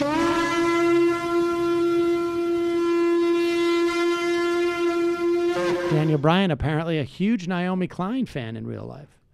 Thames Darwin. Sam, I think we need to consider the possibility that there's more than stupidity going on at Davos. If Dell says he doesn't know about the Eisenhower tax rates, then it's also possible he's lying. Third possibility is that we are not repeating this point often enough and getting it to sink in. Indeed. Jez Garsley, Matt, get your head out of your water boat and look beyond the superficial celebrity aspect of the Louis C.K. sexual predator issue. It's always a political issue. When women are seen as second-class citizens, and your snarky chat room dismissals are part of the problem. Did you see David Miranda, Glenn Greenwald's husband, is going to be taking the seat of John Wallace, the guy who fled. Oh, jeez. Yeah. Hey. Yeah. Sam, suffice to say, I love you, but your take on this was pretty disappointing. Well, I made it pretty clear that I didn't think I was a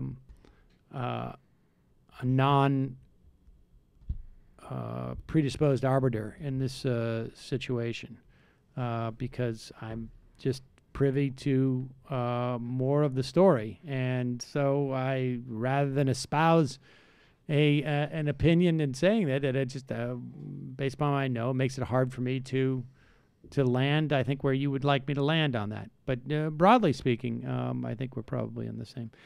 Colin from Nebraska. Sam, my Rams are facing your Patriots next Sunday. Want to make a bet. Rams win. I mail you a Broncos burger from Omaha to eat on air. Ooh. That sounds pretty good. It may take a couple of days to get here. I don't know if I want to eat a day-old or 2-day-old non-refrigerated Bronco burger. Sounds hard. Well, maybe I was thinking. I actually thought he was something that we'd have to you'd have to grill it up at your house and bring it over. Pats win. I eat as many Bronco burgers as the amount of points the Pats win by. No, that's not a good bet. What? I'll bet, but I won't bet that. Mo Brains. Hey, Sam, how long until Kamala Harris takes a hard turn into super cop angle in light of Roger Stone arrest? 3 more. day in, day out. Is there a clear way to distinguish a democratic socialist or a progressive? Well, you got to say from what? Pajama Boy. Hey, so I recently became a majority reporter, and with my newfound knowledge from you guys, I've been getting into arguments with my center-leaning Democratic family. They argue we need to go to the center in order to beat Trump. My question is, do you think center-leaning Dems are more likely to vote for a progressive candidate, or are progressive voters more likely to vote for a center-leaning Dem? I don't. I think actually the latter may be the case. However, still doesn't mean that you need to get those center-leaning Dems on board, because I think there's it's about driving out the base, and I think you'll get more out of the base. Do you think? I wonder that I know we got to get out of here, but I wonder if there's another way of measuring. Like, I could see people on the left, and I could see people in the center who are willing to sabotage things because of their own like internal grievance, and then I can see people on the left and on the center who absolutely understand that there's a superseding principle of you need to get rid of Trump. And I don't know how much that even crosses. I'm saying I don't know. It's just ideological. What those people on the center are about, right? Yeah, because we know that we lost mean? a lot of Clinton voters, didn't lose as many Bernie voters, but part of that was also Bernie voters weren't as democratic as Clinton voters were in 2008 as a whole. So there was less of them to lose.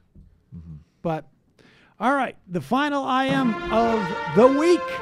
Attorney Andrew on Bernie 2020. One thing I thought Hillary did during the debates that was very effective against Bernie was having the kind of white woman confidence of saying absolutely irrational shit with complete sincerity. For example, I don't want Donald Trump's getting free kids getting free college, or in my opinion on Iraq was so bad, why did Obama pick me for Secretary of State?